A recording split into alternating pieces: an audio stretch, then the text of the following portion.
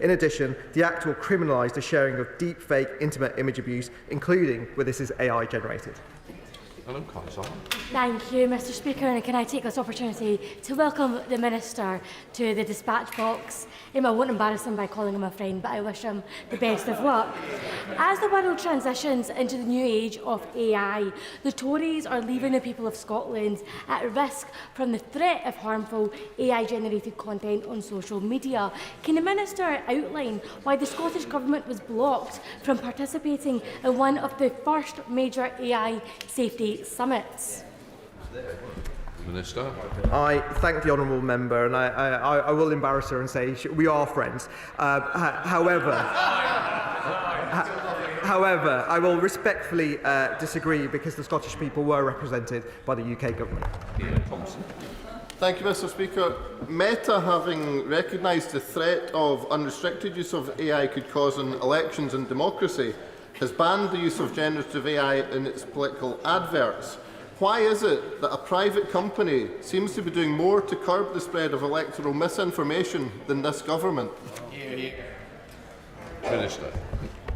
Mr. Speaker, the government takes the integrity and security of our democratic processes very, very seriously. We will continue to safeguard against future risks, strengthen our resilience and ensure that the regulatory framework is as effective as possible. DCIT supports wider cross-government efforts to protect UK democratic processes, including through the Defending Democracy Task Force and the Election Cell. And DCIT will be working closely with social media platforms to ensure the right systems are in place to identify and remove harmful material, including deepfakes, where it breaches platform terms of service. Select Committee, Greg Clark. Thank you very much indeed, Mr. Speaker. Can I warmly congratulate my honourable friend on his appointment and welcome him to the dispatch box. GCHQ this week says that it expects hostile disruption of the next election through deep fakes using AI. So can the Minister say whether he is absolutely confident that the Electoral Commission have all of the powers that they need to prevent that?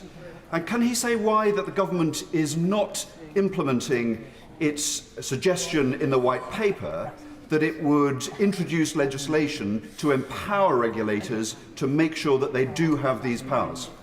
Minister.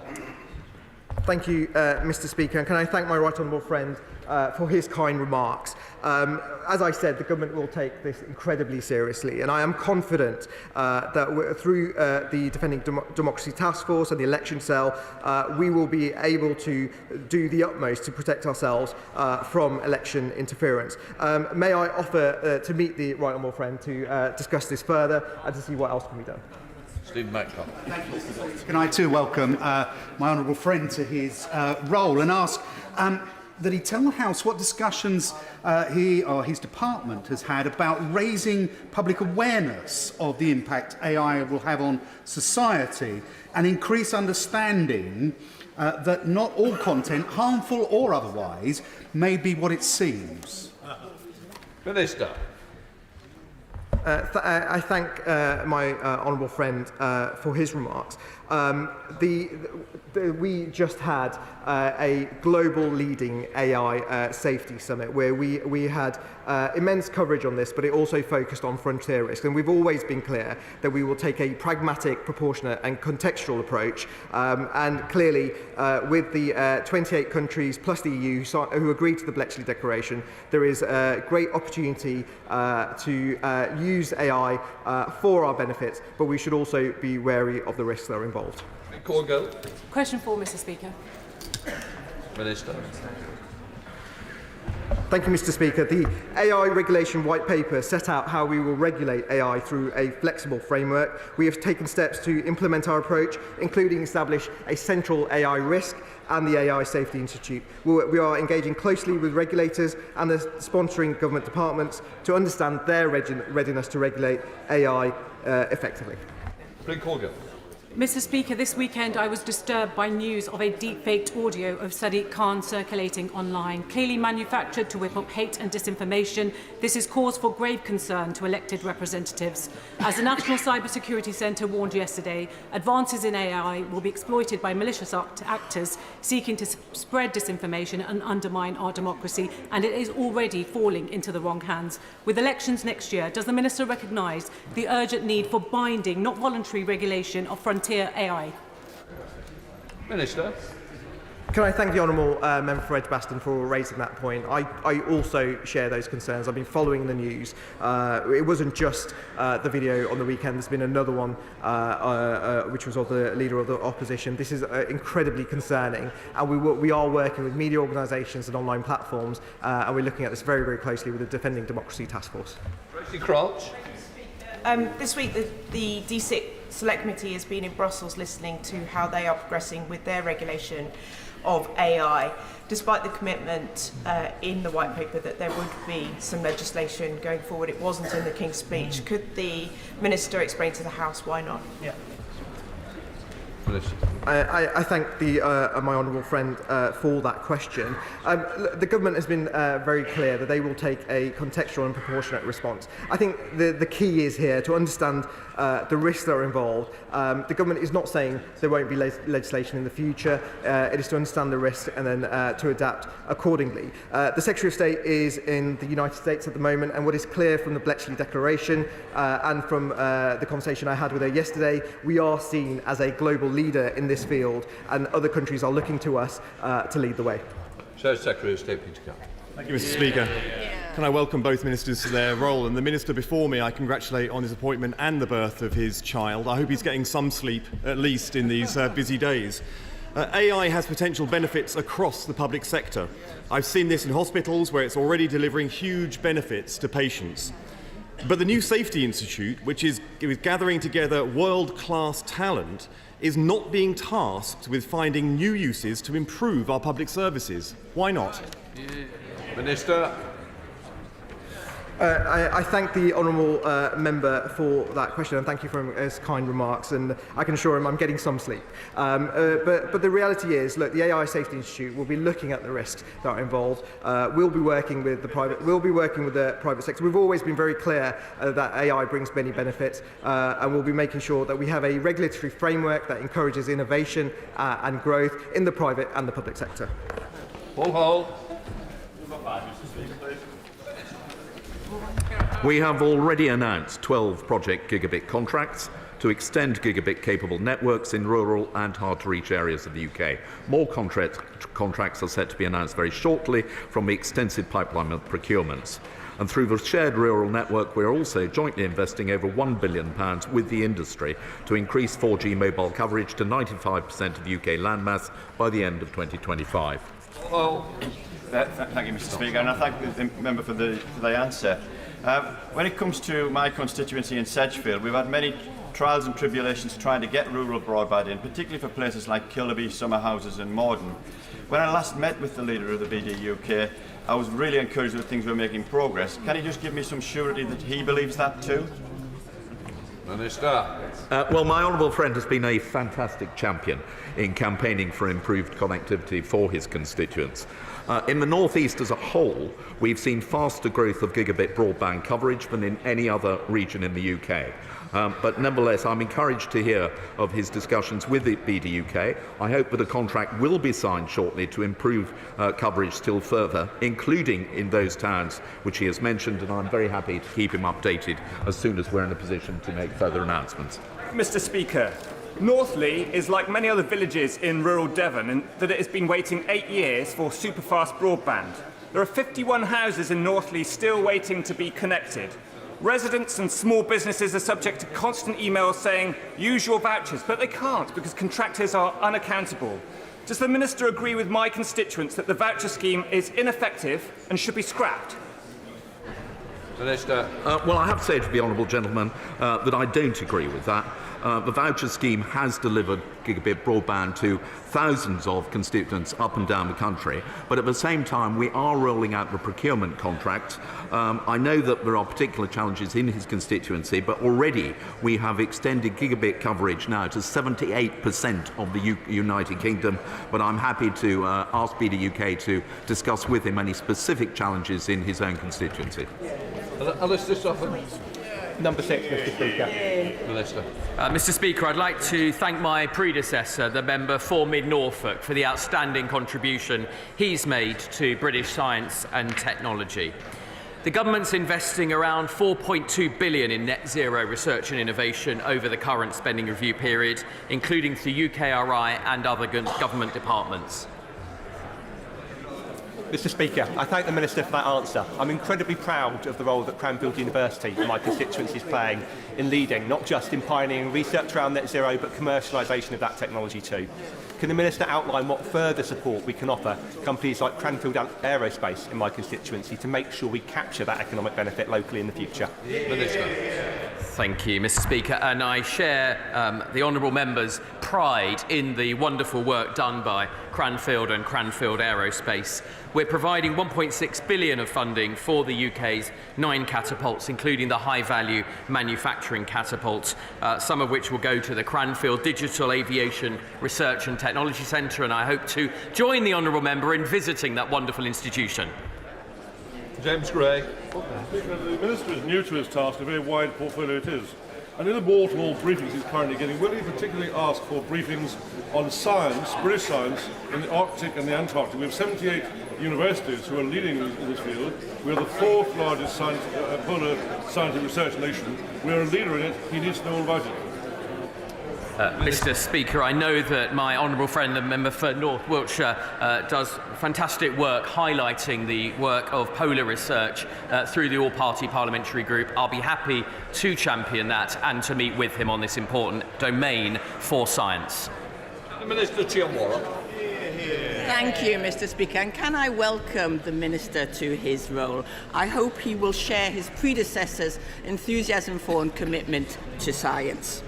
Climate change presents huge challenges and huge opportunities. Labour would champion university clusters and spin-outs as engines of sustainable regional growth. But right now, great green job-creating businesses like Low Carbon Materials, a Durham University spin-out, or Airex, an award-winning retrofit startup, are bogged down by Tory red tape, with some new products subject to 11 different regulators.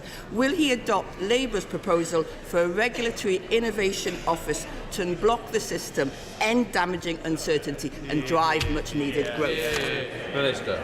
Thank you, Mr. Speaker, and I thank the honourable lady for Newcastle Central. I look forward to working collaboratively with her, and I absolutely share my predecessor's determination to drive forward British science, including the all-important work in net zero. To top controls, Dame Priti Patel. Mr. Speaker. Minister. Mr. Speaker, this week the Secretary of State is building on the momentum from the AI Summit by meeting with key partners and policymakers in the United States, championing Britain's leading global role in AI, space, tech, online safety, quantum and other areas. It is only 2 weeks ago that Britain convened 28 countries and the European Union at Bletchley Park to sign the world's first agreement on tackling the risks of frontier AI. This followed the historic passage of the Online Safety Act, which has been viewed across the world as the gold standard of online child safety legislation. The Secretary of State will be consolidating and accelerating Britain's global advantage in these priority areas, ensuring that the special relationship grows even stronger when it comes to science and technology, and that the collaboration between our two countries... Thank you, Mr. Speaker. My right honourable friend will know that the planned retirement of the public switched telephone network in 2025 is going to bring very significant concerns across rural communities, in particular in Essex, and he'll be familiar with this. So can he provide some assurance about the work underway between the government and telecommunications providers to help improve services in Essex, particularly where we have poor broadband connectivity? Minister. Well, Mr. Speaker, as I suggested earlier, the retirement of the PSTN land network is a decision for the industry, but government does have a key role to play in ensuring vulnerable consumers are protected through the transition. I have regular meetings to discuss with communications providers and Ofcom the progress on that, but with regard to Essex and my constituency neighbours hers, I share her concern about the need to ensure that vulnerable constituents are protected, and I can assure her that I will continue. Rwanda, Shadow Minister, can I say, we've about 7 minutes. I don't want to use up the time, but the Minister's really got to be a bit more cautious in how much time he's using. Matt Rwanda. Thank you, Mr. Speaker. Mr. Speaker, the Prime Minister has said that terrorist groups could use AI to build chemical or biological weapons. But he's still failed to act decisively to regulate AI, even though the US and EU are both taking action. So can the Minister tell the House whether the Secretary of State is using her current trip to the US to learn from the Biden administration, or will our country have to put up with yet more dither and delay? Minister. Thank you, Mr. Speaker. The government has always been clear that we will have a contextual and proportionate response when it comes to AI. But I spoke to the Secretary of State yesterday. It is very clear the US sees us as global leaders and they'll be working with us. Matt Vickers. Speaker, Teesside was built on steel, and now, thanks to Ben Hoochin, British Steel are bringing steelmaking back to Teesside. Green steel will be forged thanks to a new £1.25 billion arc furnace, leading the way in decarbonising our industries and bringing high-skilled jobs. Does my right honourable friend agree that any business looking to invest in green tech and energy in the UK should be looking to Teesside first? Mr. Speaker, Teesside's a wonderful net zero powerhouse, and I commend the Green Steel project. That's one reason why Teesside was chosen to pilot the Innovate UK Launchpads programme, each of which will receive up to £7.5 million. SNP spokesperson Carol Monaghan. Thank you, Mr. Speaker, and can I welcome the new front bench to their positions. Mr. Speaker, since November 2020, £1.1 billion of taxpayers' money has been invested in the Rosalind Franklin Institute as a mega lab to defend Britain against future pandemics. Can one of the new front bench explain why the mega lab has now been put up for sale? Thank you very much, Mr. Speaker. This government is investing records amount in innovation and research and technology, including across the life sciences sector. I'll happily meet with the Honourable Lady to discuss this in more detail. Andy Carter. What impact does the Minister think the passage of the Online Safety Act into law will have for children and families in Warrington South and across the country? Minister. Thank you, Mr. Speaker. As a father, this issue concerns me greatly. The Online Safety Act is the most powerful child protection law in a generation. All in-scope companies will need to take robust steps to protect children from illegal content and activity on their services. Those safety measures will need to protect children from harmful and age-inappropriate content and activity, such as bullying and content that promotes eating disorders and self-harm. Gregory Campbell. Thank you, Mr. Speaker. Will the Minister help to coordinate a comprehensive analysis of the most successful enterprise zones across the UK and ways in which those zones that haven't been as successful can maximise the opportunities such zones would provide, such as in my constituency in Coleraine? Minister. Well, the honourable gentleman is absolutely right to flag the value that successful enterprise zones can bring to local communities. I want to see DSIT sectors benefiting as well, and I'm happy to coordinate further with colleagues in other departments to explore those opportunities. Elliot Colbert. Thank you, Mr. Speaker. Given the revolution in AI, can I please ask my right honourable friend what steps he is taking to ensure young people in Carshalton and Wallington have access to the skills that they need for the future? Minister. Thank you, Mr. Speaker. The government's committed to ensuring the UK has talent that supports research and innovation and drives growth. That's why we are investing millions in the brightest researchers through scholarships, PhD placements and fellowships in technologies like AI and quantum. Oh, Michael.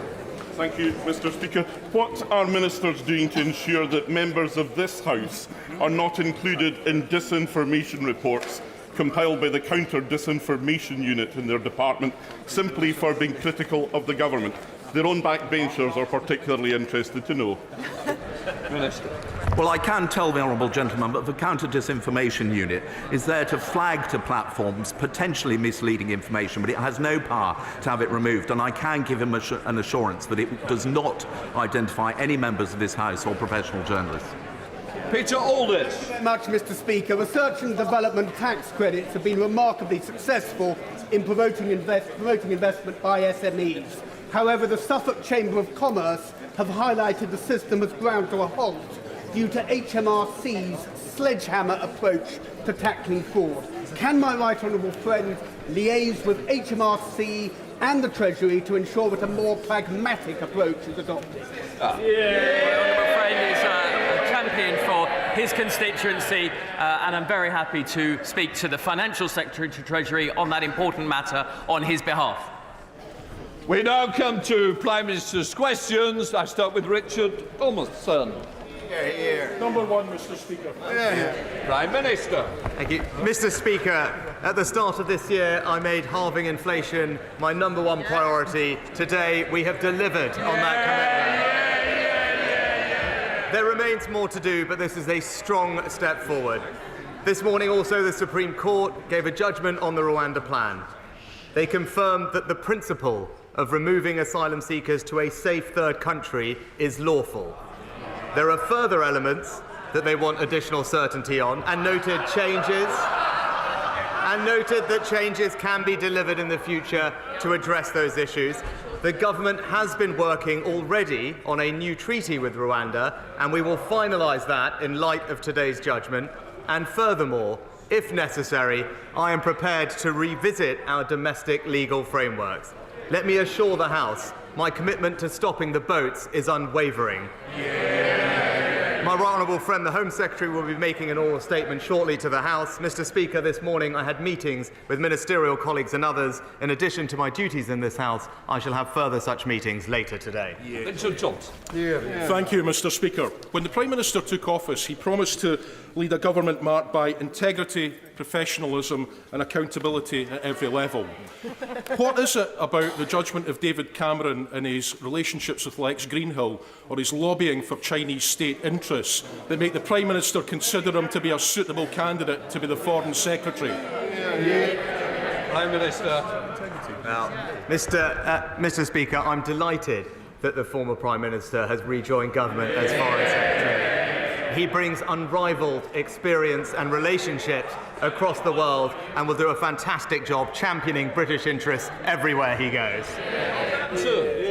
Thank you, Mr. Speaker. Tackling illegal immigration is a crucial issue for my constituents, many of whom will be extremely disappointed at this morning's judgment from the Supreme Court.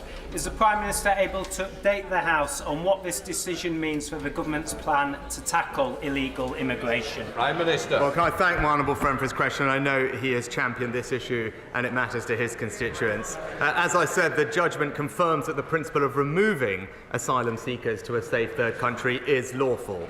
The government has already been working in advance on a new treaty with Rwanda, which we will finalise in light of today's judgment, so to address the challenges that were raised. But let me say this again. If it becomes clear that our domestic legal frameworks or international conventions are still frustrating plans at that point, I am prepared to change our laws and revisit those international relationships.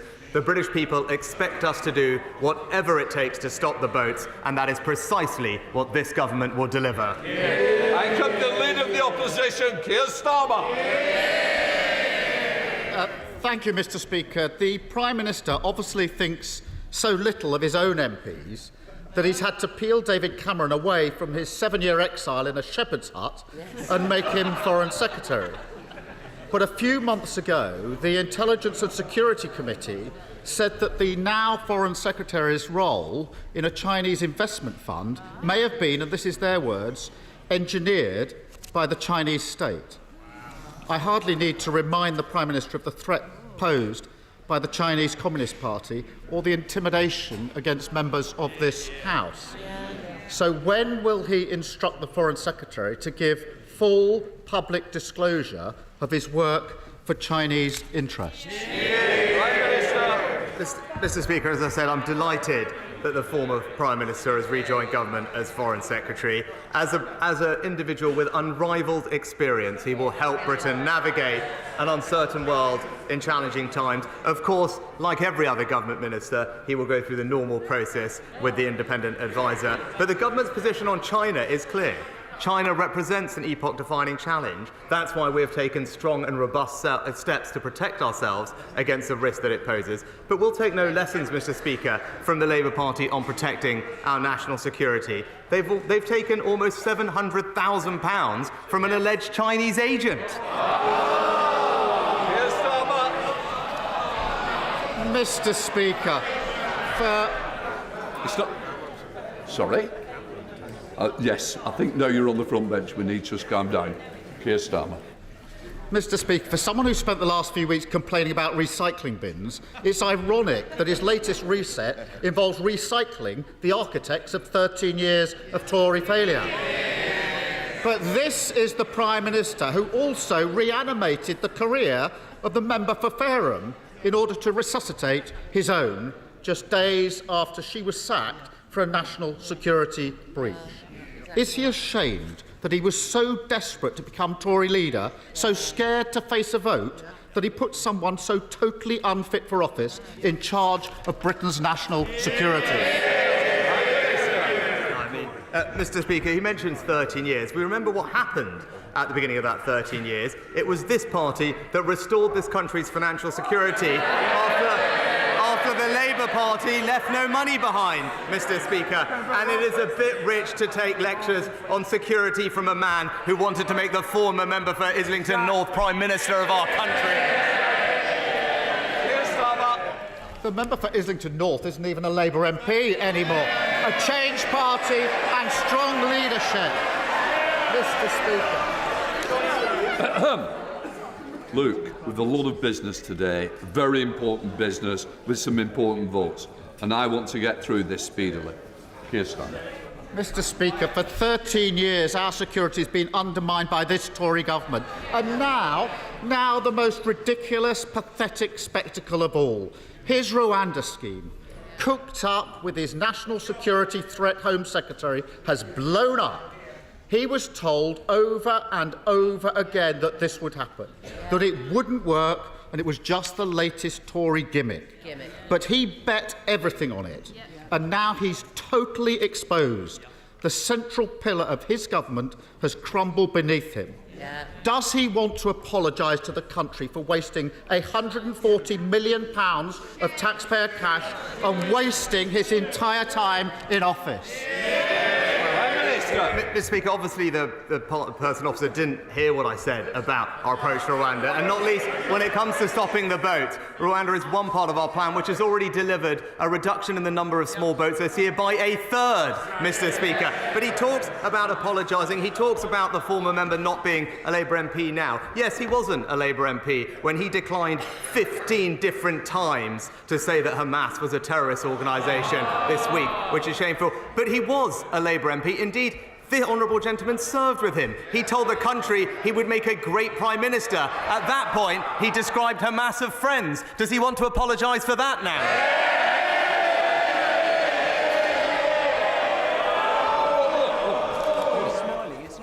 Are we serious? No.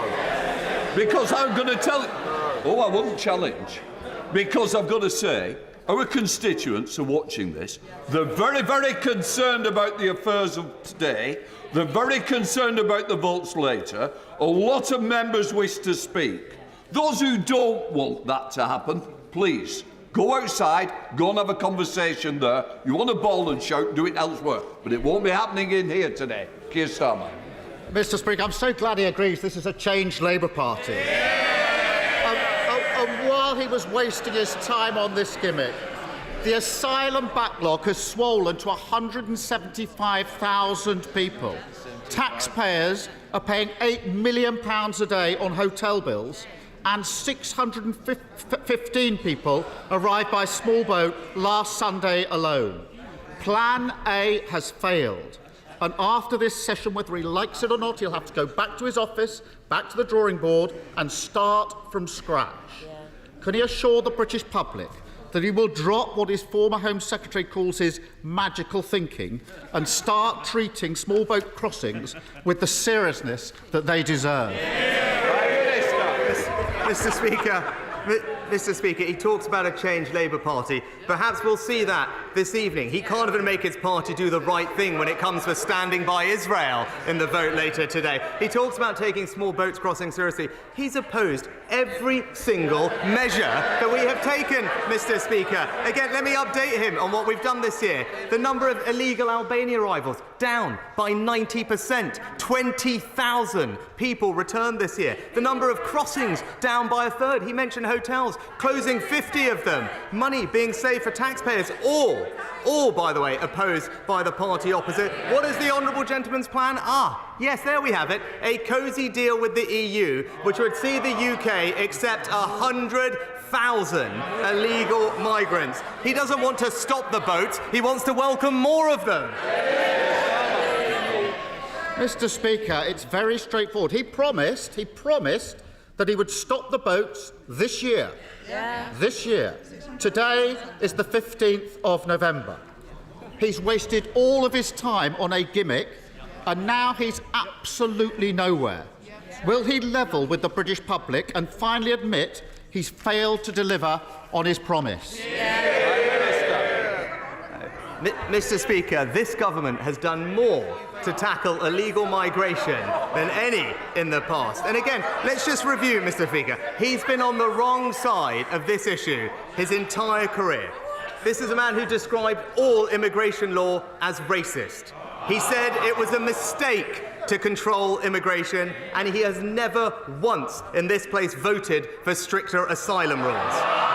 It's clear, Mr. Speaker, while he might want to listen to the open border activists, I'm siding with the British people.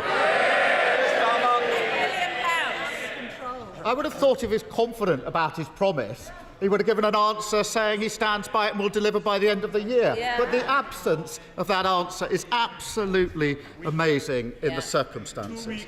He's had 3 reshuffles, a forgotten conference speech, an empty King speech. He even found time to fanboy Elon Musk. But not one of them has made the slightest difference to the lives of working people. If we had £1 for every time we had a reset, the cost of living crisis would be over long ago. Now, he likes to think of himself as the man from Silicon Valley, the tech-savvy Californian, the country's first AI PM. And yet his big idea is to keep turning his government on and off and hope at the wall and hope that we'll see signs of life. Is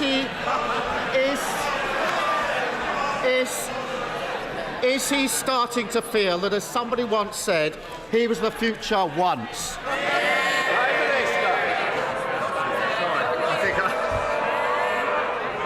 I slightly missed the end of that, but I've got to say, I was glad to hear finally that the honourable gentleman did bring up the cost of living, because on that he is right. That is the #1 challenge facing countries up and down the family. And today, again, he mentioned it, but what he failed to recognise, and he talked about delivering on promises, today was a day that we delivered on the most important pledge I make to halve inflation, Mr. Speaker. Delivering on a commitment, easing the burden for families up and down the country. What we would see from the party opposite is everything would jeopardise that progress, borrowing £28 billion a year, undermining our energy security, giving in to inflation-busting pay rises to his union backers. That's not a sensible plan, Mr. Speaker. It would push up mortgage rates, push up inflation, harm working families. All the while, we're going to continue delivering for the country. And now for something completely different, question 4. We are. Prime Minister. Well, Mr. Speaker, I'm sure my honourable friend will be delighted that the West Midlands now tops regional rankings for foreign direct investment. The government is also significantly investing in the region, including hundreds of millions of pounds for Levelling Up Fund and Towns Fund investments, and introducing a new pilot scheme to help businesses in the region become more energy efficient. Sir Michael. Well, can I thank my right honourable friend for that encouraging answer? And on behalf of my constituents in Lichfield, may I thank him for having the guts to actually stop HS2. But can I ask that the area within my constituency in the north, where construction is still going on, that this happens swiftly, and that those areas which are not going to have HS2, compensation is also made swiftly to those people who are expecting it. Well, can I thank my honourable friend for his question, but also for his consistent campaigning on this issue, and I recall his last question at Prime Minister's questions on this very topic. I'd like to reassure him that we are committed to fair treatment for people affected by the changes, whilst also protecting taxpayers appropriately. Wherever property has been acquired for HS2, property owners have been fully compensated, and any outstanding cases will be settled. We are developing a programme to sell the surplus land on HS2 Phase 2 and ensure that it delivers value for money, does not disrupt local property markets, and I'll ensure that the Rail Minister talks and meets with him swiftly on behalf of his constituents. MP Leader Stephen Flynn. Mr. Speaker, in 2010, the then Prime Minister and now Foreign Secretary David Cameron said that people in Gaza are living under constant attacks and pressure in an open-air prison. Does the current Prime Minister not agree that if there is not an immediate ceasefire, then all of us in this chamber will be watching on as that open-air prison is turned into a graveyard? Prime Minister. Mr. Speaker, no one can deny the suffering that the people in Gaza are undergoing at the moment. I spoke about this on Monday, and I spoke about it consistently with Mahmoud Abbas, the President of the Palestinian Authority, which is why we're doing everything we can to get aid into the region, and we have repeatedly and consistently called for humanitarian pauses to get aid in and to get hostages and those that need to get out, foreign nationals, as quickly as possible, and will continue, as the Foreign Secretary will do, to make sure that that happens. Stephen Flynn. Mr. Speaker, how much worse does it need to get? 4,609 children are already dead in Gaza. Babies in the neonatal intensive care unit are dying because they don't have access to oxygen. For members across the House, this is a question of values, and it is a question of conscience. So does the Prime Minister not agree that should there be a vote on an immediate ceasefire, that members across the House should be afforded a free vote? Prime Minister. Well, Mr. Speaker, our position as a government is clear on this. It's right that Israel is able to defend itself, and that principle is one which we support. It has suffered an appalling terrorist attack. Hamas is a terrorist organisation, and it is not just Israel's right but duty to protect its citizens. At the same time, we have consistently at the United Nations and bilaterally with all our partners called for humanitarian pauses to ensure that more aid can get in, hostages and nationals can get out. That's the right thing to do. We will continue to do everything we can to alleviate the suffering that the Palestinian people are undergoing, and I'm confident that our efforts are already making a big difference on the ground.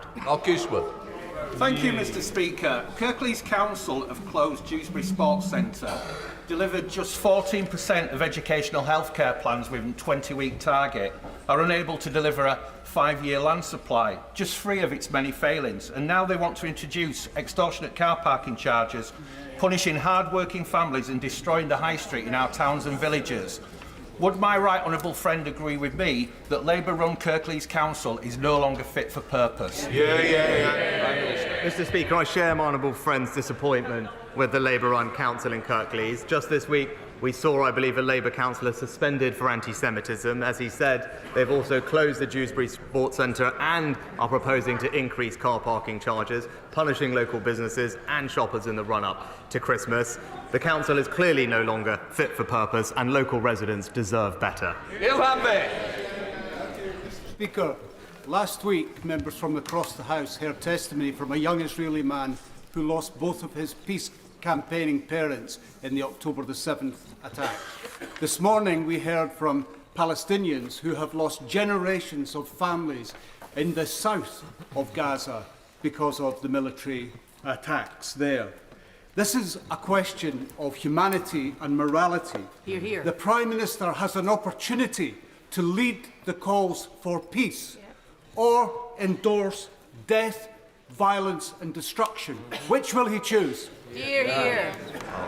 Mr. Speaker, I think that's an extremely naive and simplistic way to look at the polls. What he failed to mention in his question was the fact that proscribed terrorist organisation perpetrated an awful attack on over 1,000 individuals, and Israel has every right to defend itself in those circumstances, and their country would expect nothing less for them to provide security for their citizens. Now, of course, alongside that, they must abide by international law, and we will do everything we can, as I have said, to make sure that aid flows in and provides alleviation to the suffering that the people in Gaza are seeing. Kevin Foster. Thank you, Mr. Speaker. Proposals for a new rail station at Edginswell have been looked forward to for a decade, but a final funding gap exists. Will some of the funds released by the decision to scrap further phases of HS2 be used to resolve this?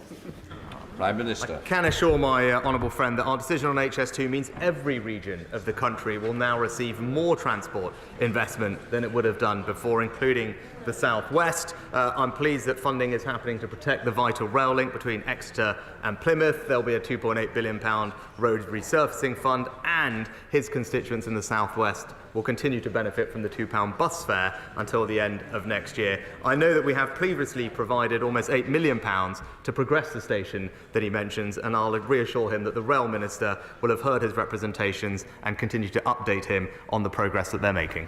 Dixman. Thank you, Mr. Speaker. David Cameron was the well-paid public face of Lex Greensill. Greensill's companies are facing criminal investigations in Switzerland, Germany, and here in the UK. David Cameron messaged ministers and officials 62 times over Greensill's COVID loan guarantees. The Treasury Select Committee called this a significant lack of judgment. What does his appointment say about the Prime Minister's own judgment? Prime Minister. Mr. Speaker, as the honourable gentleman knows, the government commissioned Nigel Boardman to review all those issues and strengthen the system following those recommendations. But I'm very confident, Mr. Speaker, that this nation will be well represented by the former Prime Minister abroad. He's a Prime Minister with unrivalled experience of foreign affairs, will help Britain navigate an uncertain world in challenging times. And in contrast, the party opposite would offer to the country a shadow Foreign Secretary who backed his predecessor to be leader, was paid to appear on Russian television, and even voted against Trident. Does that sound like a man who should represent Britain? Thanks, Smith. Thank you, Mr. Speaker. The inflation numbers this morning were very welcome, but the tax burden continues to bite.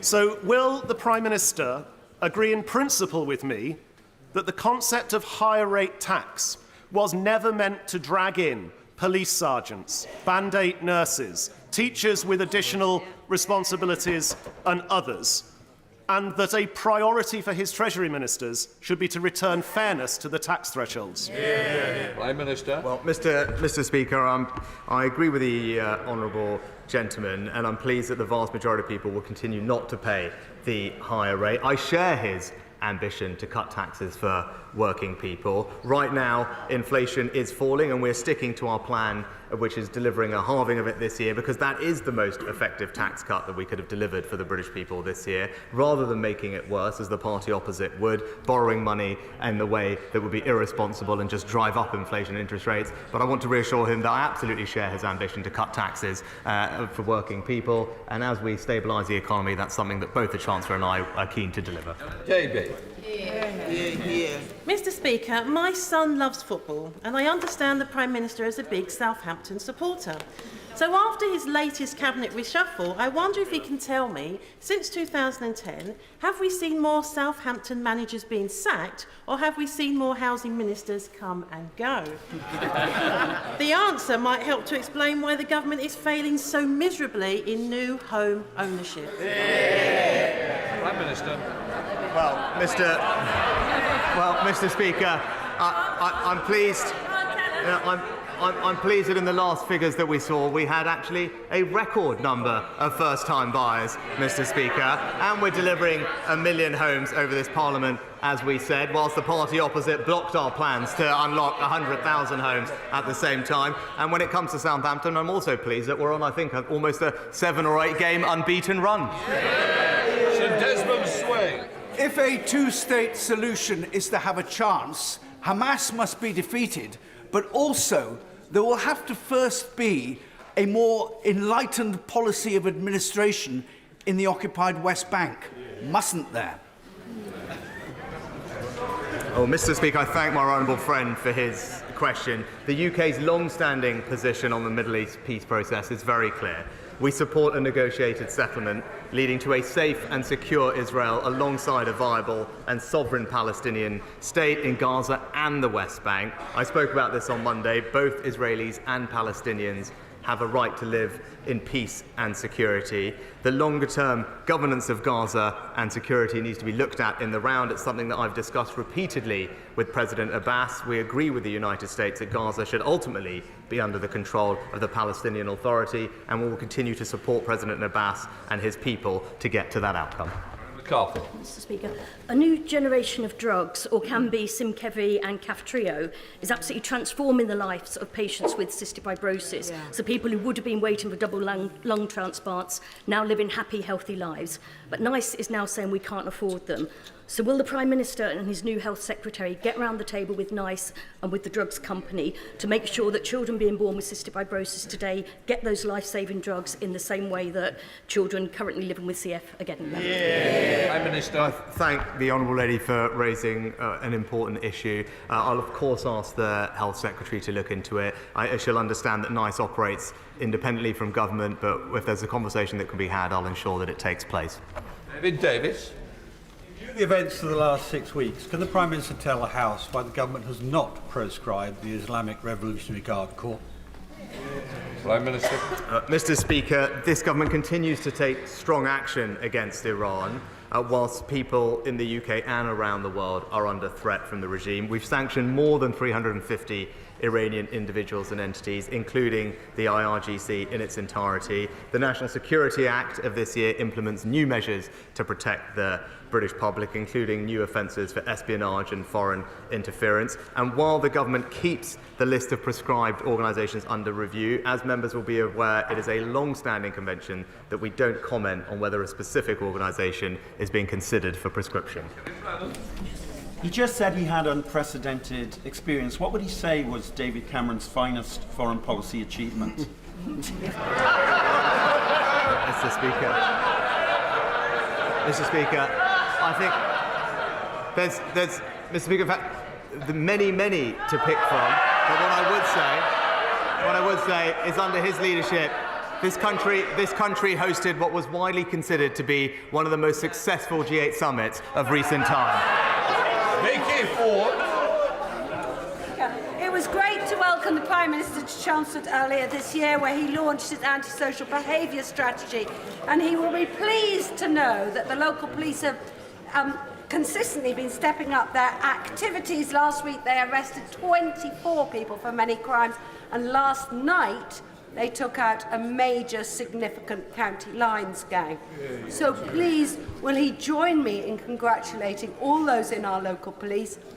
And would he like to come back to Chelmsford and come out and patrol? He's very Minister. Well, it was great to visit my honourable friend and launch the government's antisocial behaviour plan. Can I thank her for raising awareness about the important work that her local policing team is doing, and I'm pleased that they've been empowered by our strategy. Antisocial behaviour does make life miserable for many. That's why our plan being delivered is so important. It's having a difference across the country, including in her part of the world, and I'm pleased to see that crime under this government, in the year that we most recently have data for, has decreased by 56% since 2010. Kate Osborne.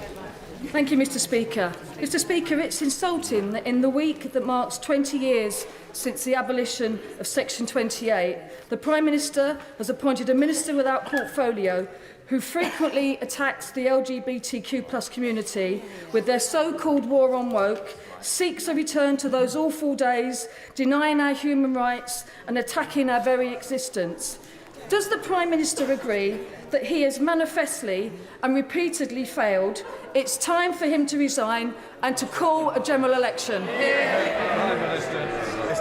Mr. Speaker, actually, this government and previous have a proud record in championing LGBT rights. It was this government that introduced same-sex marriage, Mr. Speaker, and we will continue to ensure that everyone in our society can live with tolerance and compassion and have every opportunity available for them. That's what we have delivered, and that's what we'll continue delivering. Hello, Brian. Mr. Speaker, last year through the Homes for Ukraine scheme, my family and I welcomed a refugee family to our home. And I'm proud that this country has always offered refuge to those who need it. But it's essential that we in this country decide who comes to this country. The Prime Minister has rightly said that he will do whatever it takes to stop the small boats and the evil trade around them. But isn't it apparent that after this morning's ruling, what it will take is a new law to override the Human Rights Act and to cut through the thicket of case law built up by judicial activism so that we can bring back control of our borders and stop the small boats? Mr. Speaker, it's right that we go through the judgment carefully and properly, and as I said, the government has already been working in advance on a new treaty with Rwanda to address the concerns that have been raised, that were raised previously and that were raised by the Supreme Court, who also acknowledge that changes can be delivered to address those issues. But as I said, and I'll repeat, if it becomes clear that our domestic legal frameworks, or indeed international conventions, are still frustrating plans after that point, I am prepared to change our laws and revisit those international relationships, because we are absolutely committed to stopping the boats. John Butler. Thank you, Mr. Speaker. Prime Minister, thank you for meeting with my constituent Noam. It has been 40 days since Noam's mum, Ada Sagi, was kidnapped by Hamas on October the 7th. We all condemn Hamas's actions and fight for the return of all hostages. Noam wants the language of love to be louder than the language of hate. 11,000 Palestinians have been killed, over 4,000 of them children. International law is important. Does the Prime Minister agree that you can support Israel but also call out breaches of international law? Mr. Speaker, I've been consistent from the start that whilst Israel has a right to defend itself, it is important that it complies with international law. It's a point I have made on every meeting or phone conversation that I've had with Prime Minister Netanyahu, and it was a privilege to meet her constituents and to hear the pain that they are going through, which I have enormous sympathy for, which is why we're doing absolutely everything we can to bring hostages home. We're engaged intensively in diplomatic activity in the region and working to get also foreign nationals and British nationals. I'm pleased to say well over 200 have now left Gaza, and we will continue to do everything we can to ensure that everyone can safely leave who needs to. Holly Babycroft. The Prime Minister knows I stand unapologetically with my steelmakers in Scunthorpe. And he knows that I believe, as many across this House do, that the UK must retain a virgin steelmaking capability for strategic reasons, if nothing else. Will he reassure the House that he is personally following developments at British Steel and doing all he can to retain what is a vital sovereign capability? Well, can I thank my honourable friend for the question? I know she is a fantastic champion for her local steelworking community, and I hope she is reassured by the action that this government has already taken to support steelmaking in our country, reaching a landmark agreement with Tata Steel to safeguard thousands of jobs there, and previously in the pandemic as well, because I agree with her, it is important to our industrial base, and we'll continue to have constructive conversations with all those companies to ensure that we can support them in their transition to a cleaner, greener steelmaking future. Ian Paisley. Thank you, Mr. Speaker. According to the British Independent Retail Association, on a matter that affects every constituency across this kingdom, 82% of retailers don't even bother reporting physical attacks on their staff when they're attacked. It takes shopkeepers to sell an additional 12 items to make up for an item that has been stolen. Will the Prime Minister support efforts that are being made by that association and many others across this House to ensure that retailers are protected, that theft against them is called out, and that they are supported in every way possible? And today at a meeting in Dining Room C, will he encourage those members from those shops in their efforts? Can I firstly pay tribute to the work that my honourable friend does on this issue as the Vice Chair of the All-Party Group on Retail Crime. He's absolutely right about the importance of this issue. Working in my mum's shop and her pharmacy growing up, I understand exactly what he's talking about when small businesses are the victims of crime. What I can tell him is that our expectation and our agreement with police forces is that all shoplifting should be followed up where there is evidence, such as CCTV footage, which is something that we did earlier this year, and also that any violent or abusive behaviour towards shop workers, particularly those who provide a valuable service to the public, is never acceptable, and that is why we introduced a statutory aggravating factor for assaults on workers that provide a service to the public, and I commend him on everything he's doing on this issue. Questions to William Cash. Speaker, thank you. Will my right honourable friend give the House an assurance that he has made clear to the new Foreign Secretary, who of course we wish well, that and that he has agreed that his policy and conduct of EU-related affairs will be consistent with the government's 2019 election manifesto and the referendum, and is now fully committed to UK parliamentary sovereignty, self-government and democracy, and in accordance with the government's subsequent legislation. Prime Minister. Well, I'm delighted to give my honourable friend that assurance, because this is a government that is seizing the opportunities of Brexit, aided by his advice and support, passing the rule bill, ensuring that we can regulate our growth industries in a more competitive way and sign trade deals with the fastest growing regions across the world, including most recently the CPTPP. It's this government that's delivering the benefits of Brexit to every part of our country, and long may that continue. That completes Prime Minister's questions.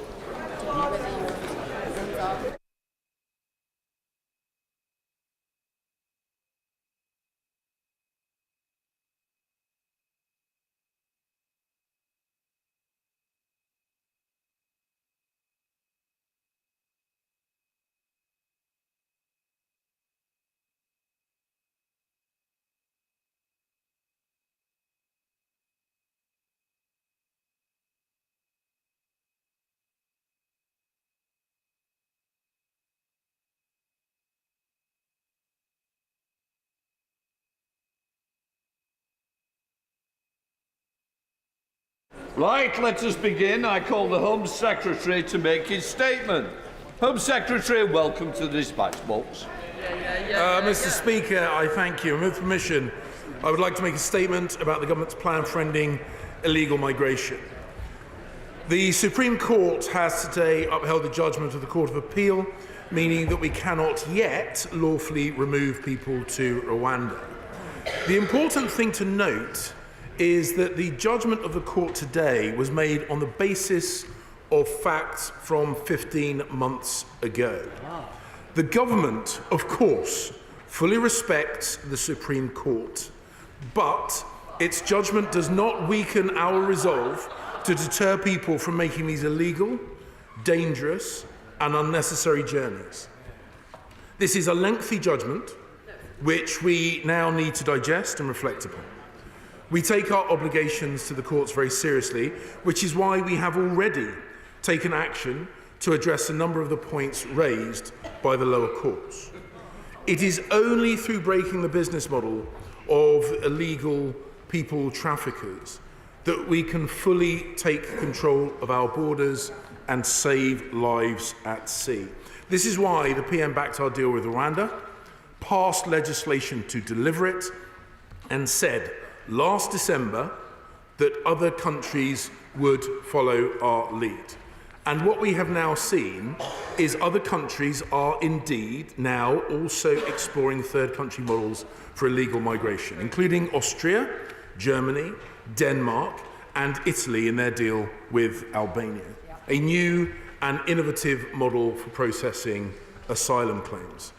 Nothing in the Supreme Court judgment today dims our commitment. The Supreme Court has said that there are issues with Rwanda's asylum system which could create the possibility of someone being returned to a country where they could face persecution.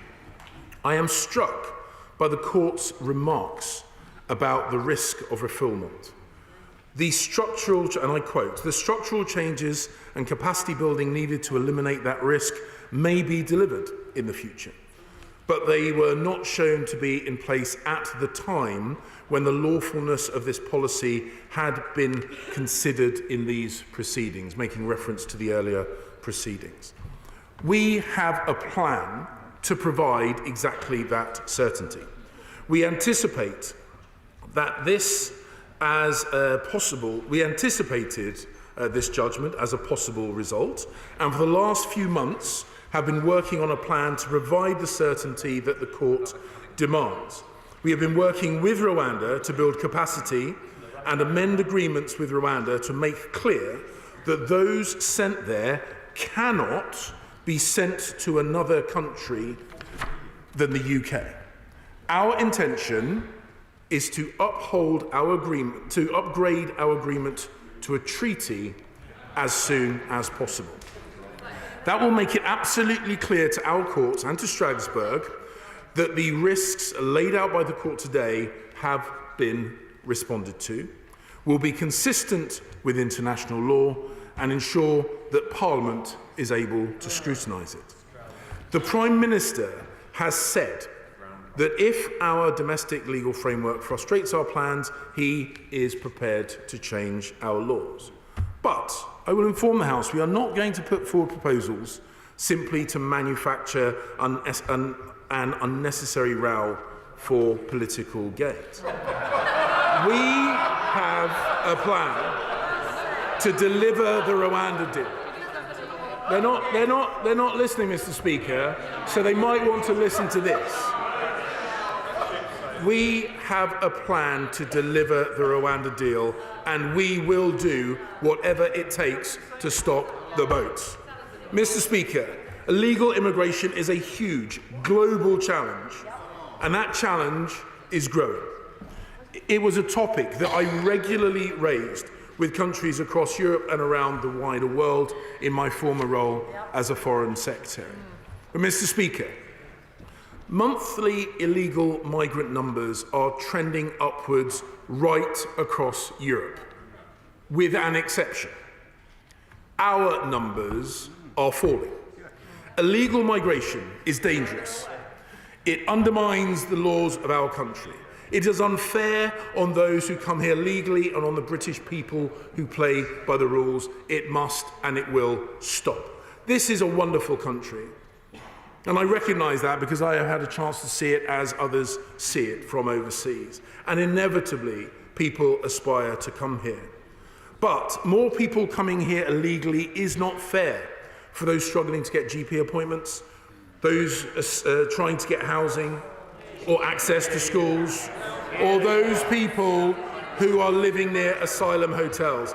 The impacts are felt on some of the poorest in our society, and we have a duty to address their concerns. While the Conservative government has taken action to protect our country, the Labour Party has voted time and time again not to protect our borders, over 80 times. Rwanda is ready and willing to help. The UNHCR operates its own refugee scheme in Rwanda, and Rwanda is ready to receive thousands of people, process their claims, give them excellent care, and then support them to integrate into Rwanda. This is an African country full of potential and promise. We have a future-focused and mutually beneficial partnership with them, and we plan to deliver. The Rwanda plan has only ever been one tool in our toolbox. We have a plan to drive down numbers, and our plan is working. Before the Prime Minister launched a 10-point plan in December, the number of people entering the UK illegally in small boats had more than quadrupled. While illegal migration in the rest of Europe continues to rise, crossings to the UK are now down by a third. Mr. Speaker, we are tackling illegal migration at every stage in the journey of a would-be illegal migrant. Our plan is working. Last year, the Prime Minister agreed the largest ever small boats deal with France. We have expanded our joint intelligence cell to deepen intelligence sharing and dismantle the criminal gangs. Cutting-edge surveillance technology is in play, and we have beefed up security infrastructure such as CCTV at key border crossings across the Channel. We have ensured that more French officials and officers patrol French beaches, and they are working closely with UK staff. And so far, in 2023, nearly 22,000 crossing attempts have been prevented because of the close coordination between British and French officials. That means less money that the British taxpayers have to spend on hotels, less profits for the criminal gangs, and fewer people to process. It sends a clear message to the gangs and those who want to cross that we will stop them. As Foreign Secretary, I work closely with my Right Honourable friend, the Immigration Minister, to agree a new deal with Albania, with better data sharing, closer operational working and financial support.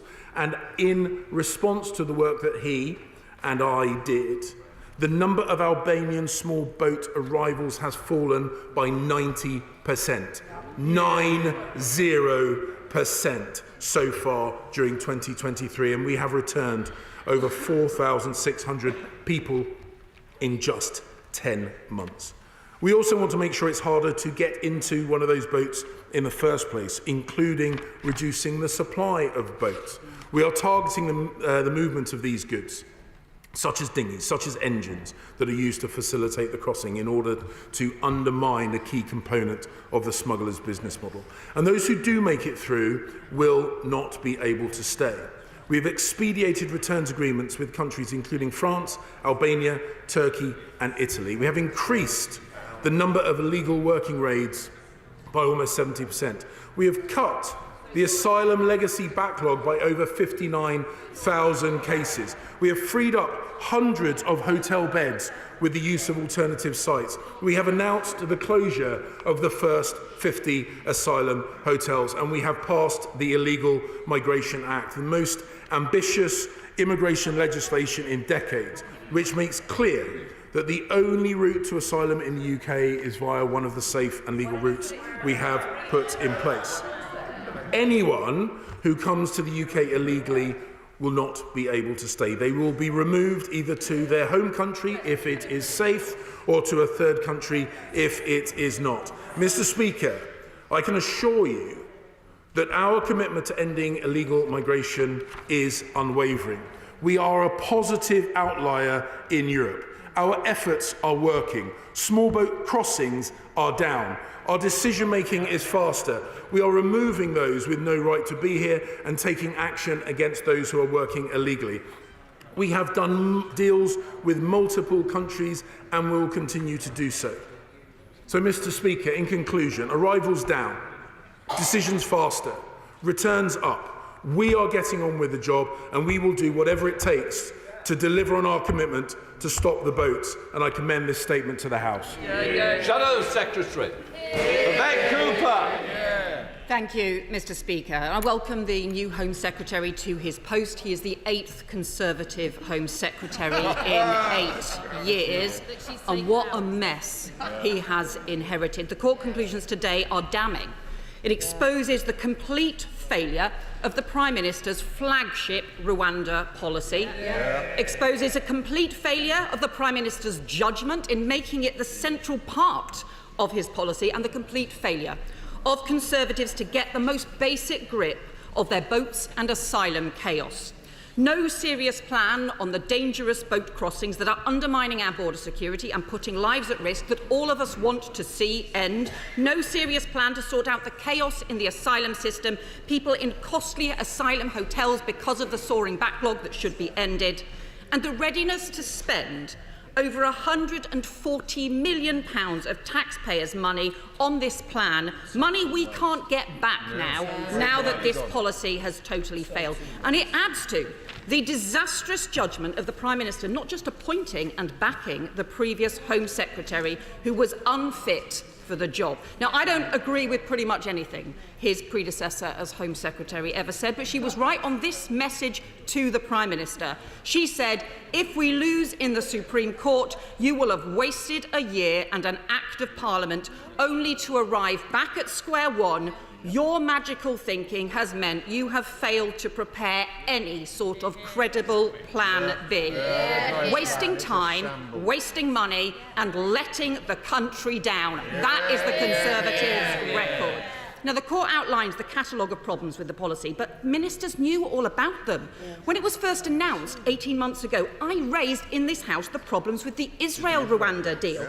They were warned many times about failures and weaknesses in the Rwanda asylum system, but they just pressed on. And even if it had been found lawful today, they've admitted it would only have covered a few hundred people anyway, at a time when 100,000 people applied for asylum in the UK last year on the Conservatives' watch, and that would have also cost around twice as much per person as deciding cases in the UK. The truth is the government has wasted not just 1 but 5 years of failing to deal with this.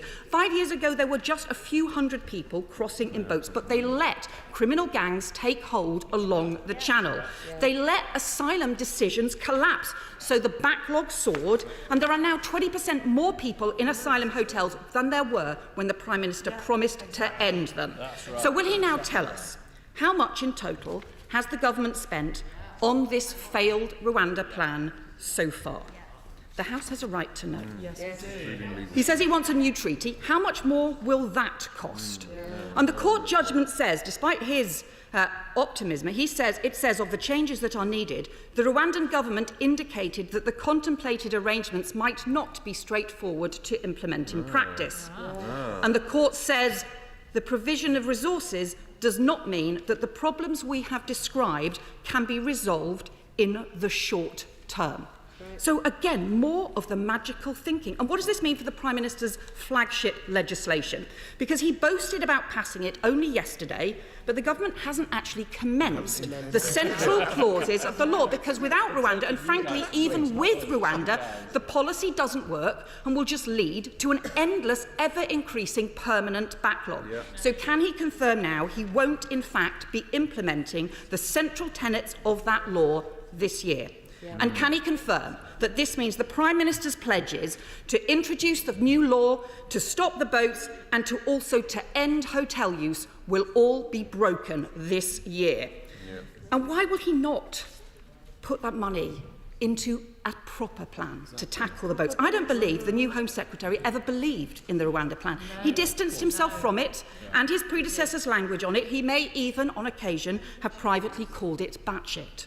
But he and I agree. We need action to stop boat crossings that are undermining border security and putting lives at risk. We need a properly controlled and managed system for asylum and refugees. So let's concentrate on the things that can work. We support the work with France along the northern coast. We want it to go further. We support the work with Albania, with other countries across Europe to tackle the gangs, but it is frankly far, far too weak. We need a proper, comprehensive, massively scaled-up plan to go after the criminal gangs and a proper system to clear the backlog, to have a proper returns unit in place so we can end hotel use. And instead of that cost going up from £6 million to £8 million a day on his watch, let us end hotel use and save the taxpayer £2 billion. That should be common ground. So I could suggest to him that he stops wasting taxpayers' money on more failing schemes, that he ditches the magical thinking and the culture wars of his predecessors, and that he ditches the gimmicks and finally gets a grip. Home Secretary. Mr. Speaker, I think one of the dangers of writing a critique of government policy before you've read the facts laid out in a statement is the statement makes the critique obsolete. She talks about hotel usage, which I might remind the House is coming down. She talks about small boat arrivals in the UK, which I will remind the House are coming down.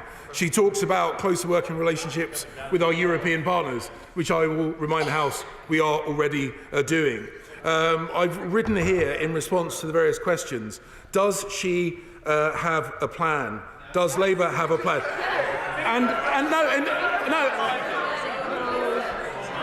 And Mr. Speaker, if the bench is opposite could curb their enthusiasm and listen to what I was about to say next, I was going to concede that it's clear they do have a plan. And their plan, their great idea, is to do what the government is already doing. Mr. Speaker, which is why we are bucking the European trend when other countries are seeing 30, 40, 50, 60, 70, 100% increases in their illegal arrivals. We are seeing a third reduction in ours, bucking the trend. We have always said, Rwanda and the deterrent effect of the Rwanda plan is an important tool in our toolbox. We have never claimed it was the only tool in our toolbox. We have pursued, and when I say we, I of course mean my right honourable friend, the Immigration Minister, with me watching him from King Charles Street, but the collective we is appropriate here. We have always pursued a range of options, and as I set out in my statement, those activities are having an effect. And Mr. Speaker, my final point, the mask has slipped. The mask has slipped because the glee that I detect on the other benches for this temporary setback on the delivery of this plan displays what we on our side of the House know to be true. They don't want migration control to work. They don't want to take control of their own borders. They would rather delegate it to anybody else. Just sorry. I want to hear the Home Secretary. I don't need the front bench. You may pull your face. The bottom line is I want to hear it quietly because our people also at home, our constituents wants to hear it. When you're chunnering so loud, they cannot. Home Secretary. Indeed. In which case, Theresa May. Thank you, Mr. Speaker. Can I first of all welcome my right honourable friend to his new position? The Home Office is a great Department of State, and I hope he will enjoy his time there as much as I enjoyed my time as Home Secretary. Can I ask my right honourable friend to confirm that the judgment that the Supreme Court made today was not contingent on the ECHR? Indeed, the fundamental judgment was made regardless of the ECHR. Mr. Speaker, I pay tribute to my right honourable friend and predecessor. She was a fantastic and long-served Home Secretary. I intend to try and compete with her on both of those metrics. But she makes an incredibly important point. We look very closely at the judgment. The judgment draws our attention to work that we can do, working with our partners in Rwanda, to address the court's concerns about people being returned to unsafe countries. That is where we will address our focus, because that will be the pathway to ensuring that Rwanda stays a key element of our basket of responses to illegal migration. She was right. No. Alison Thule, SNP spokesman. Thank you very much, Mr. Speaker. We on these benches were very glad to see the unanimous decision of the Supreme Court today, and it really is quite ridiculous for the new Home Secretary to come here today to tell us that his predecessor's dream will never die. It's gone. Give it up. Do something else instead. And before the extremists on his own benches start to blame the European Convention on Human Rights, the Supreme Court Judge Lord Reid was very clear that it's not just about the ECHR, it's about the Refugee Convention, it's about the UN Convention Against Torture and other cruel, inhumane or degrading treatment or punishment, it's about the UN International Covenant on Civil and Political Rights, as well as our own domestic legislation in this place. The Supreme Court made clear that Rwanda is not a safe country. At the very heart of the judgment today is the principle of non-refoulement, which means that people must not be sent back into harm's way.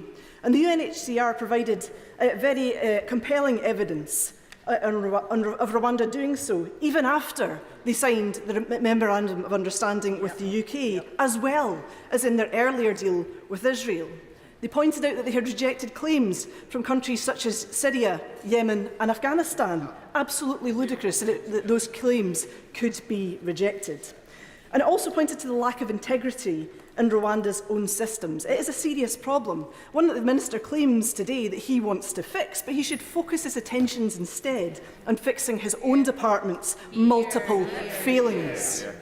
So what now for the Illegal Migration Act and for the people who will be left in immigration limbo now without any recourse to claiming asylum? This incompetent Tory government can't yeet them back to Rwanda and it won't process their claims. So what happens to this group of people? Mr Speaker, the solution to this does not lie in puncturing the market in rubber dinghies. It is in creating functioning, safe and legal routes. In the first half of this year, the largest group in small boats were Afghans. Afghans, proof positive that the schemes that the government claims exist just aren't working. Mr Speaker, many people make these dangerous journeys because they have no other options. This remains the reality, whoever the Home Secretary is. So I ask, when will he stop wasting public money chasing fantasies? Around £1.4 million at least on just the legal challenges, never mind the rest of this incompetent scheme. When will he create a system which treats the world's most vulnerable with the dignity and respect that they are due to build their lives here in the UK? The Immigration Minister hasn't even given Glasgow's MPs the meeting he promised to discuss the people that they are about to make homeless through their bulk processing.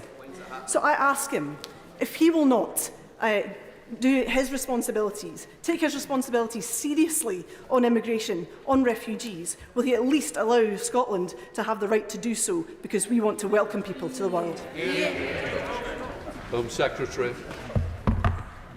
Mr Speaker, on the honourable lady's final point, if Scotland wants in practice, if the Scottish Government, not the Scottish people, if the Scottish Government wants in practical terms to be more generous to people seeking refuge here, they can do so.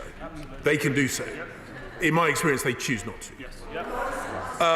With regard to the work that we are doing, in my statement, I made clear the various work strands that we are doing in close cooperation with countries around the world to address all elements of the illegal migration pipeline, including the interrupting the logistics around this evil practice. And it is working.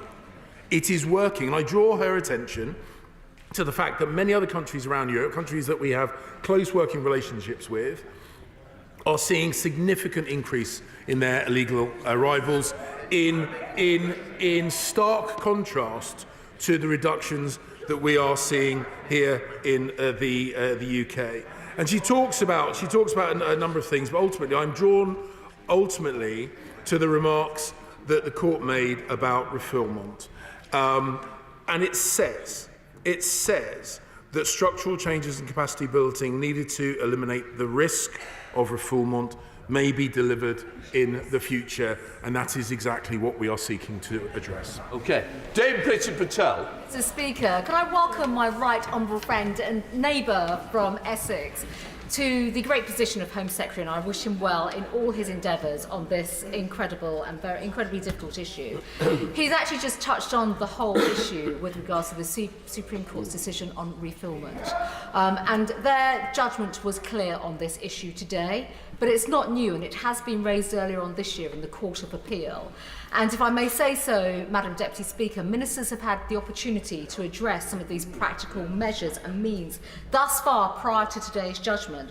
So can I please urge the Home Secretary to take every necessary step and measure to work with the government of Rwanda on the practical and operational delivery of this policy around the Economic and Migration Partnership, to give all those assurances, because this partnership is absolutely clear, is integral to making sure that we can break that model, the business model, of stopping the evil trade of people smuggling. And if we can address this principle, this will go a long way to bringing in this essential deterrent in the illegal migration battle. Home Secretary. Madam Deputy Speaker, my right honourable friend, my long-standing friend, my right honourable friend and predecessor is absolutely right in the point that she is making. We will break the people smuggling gangs. We will undermine their business model. We will pursue all the various work streams that she will be familiar with from her time in this fantastic office. And in parallel to that, just as she has suggested, we will work, indeed we are already working in response to the comments made by the lower courts. We are already working to address the issues that were raised by judges in lower courts to ensure that we can prove what they need to see, which is that we will remove the risk of refoulement. Chair of the Home Affairs Select Committee, Dame Diana Johnson. Thank you, Madam Deputy Speaker. And can I congratulate the Right Honourable Gentleman on his new role?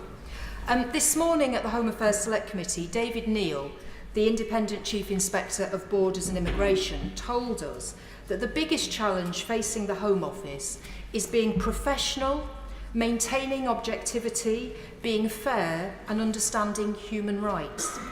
The Inspector also said that what keeps him up at night is the question of who is protecting our borders and are they doing that to the best of our collective abilities. I just wondered, could the Home Secretary just tell us whether today's ruling on Rwanda proves or disproves Mr Neal's concerns? Home Secretary. Madam Deputy Speaker, this government is responsible for protection of this country, and it's a role and responsibility we take incredibly serious. It is the primary function of governments. And in this statement and in the other statements that I intend to make and the ministers and the department will make from the dispatch box, we will show the House and the country that we take on this side of the House this responsibility incredibly seriously, and we will take whatever action is necessary to ensure the protection of the people of this country and the borders of this country. It would be helpful, frankly, if the party opposite would break the habit, seemingly of a lifetime, and actually once in a while vote to support the actions that we take. Sir Robert Neal. Thank you, Madam Deputy Speaker. As well as welcoming my right honourable friend most warmly to this post, something where his and my former London Assembly constituents in Bexley and Bromley are massively proud to see him, may I congratulate him upon the tone and the manner of his statement. Because it is right as a law or as a rule of law country that we respect the decisions of the courts, however they go. The Supreme Court was asked a legal question and it gave a legal answer. Does he agree that it's quite clear that this decision is essentially fact-specific, applied to well-established legal principles, and the solution is, first of all, to look at the way in which those facts can be rectified to make it comply? Home Secretary. My honourable friend, my long-standing friend and former South East London representative is absolutely right. Their lordships told us what we need to do to address their concerns. We intend to do what they said needs to be done. We will address their concerns. We will operationalise this plan. We will break the business model, and we will stop the votes. Madam Bradshaw. Thank you, Madam Speaker. 2% of those claiming asylum in this country are LGBTQI plus people fleeing countries where just being themselves can be a death sentence. Does he agree with his predecessor that they're pretending?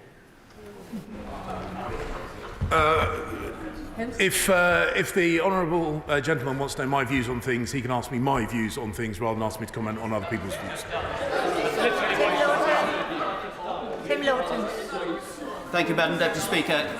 Can I welcome the new Home Secretary to his place as well and share his disappointment at the judgment this morning?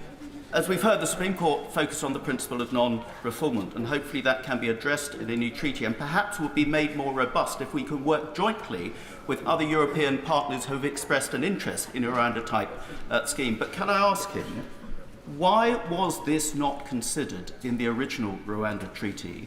And which law officer was responsible for giving legal advice to the Home Office about how it might stand up to challenge in the court? Which former law?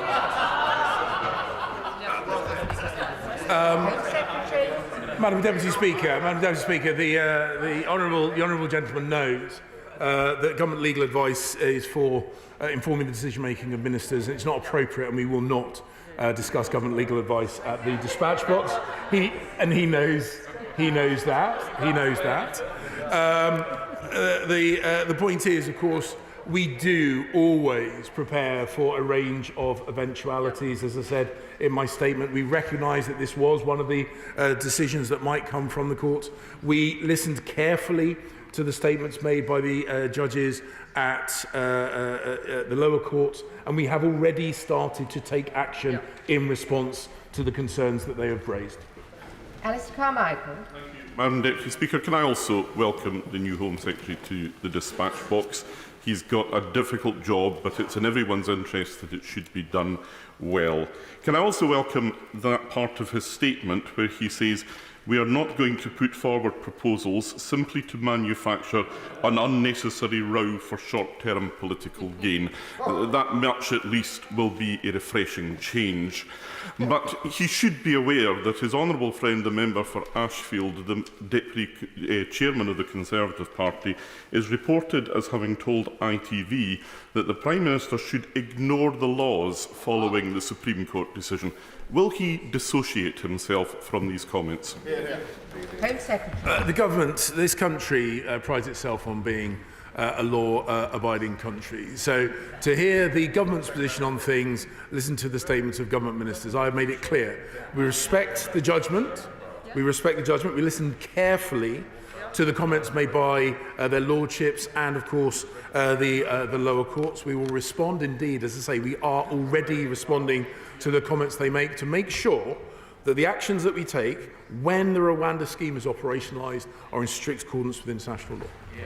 Sir Julian Lewis. Thank you, Madam Deputy Speaker. Will the Home Secretary explain to those of us who are not experts in this area why it is that people who arrive illegally on our shores from a safe nearby country cannot immediately be returned to that safe nearby country? Clearly it would be in breach of certain laws, so can he set out perhaps in a statement what those laws might be?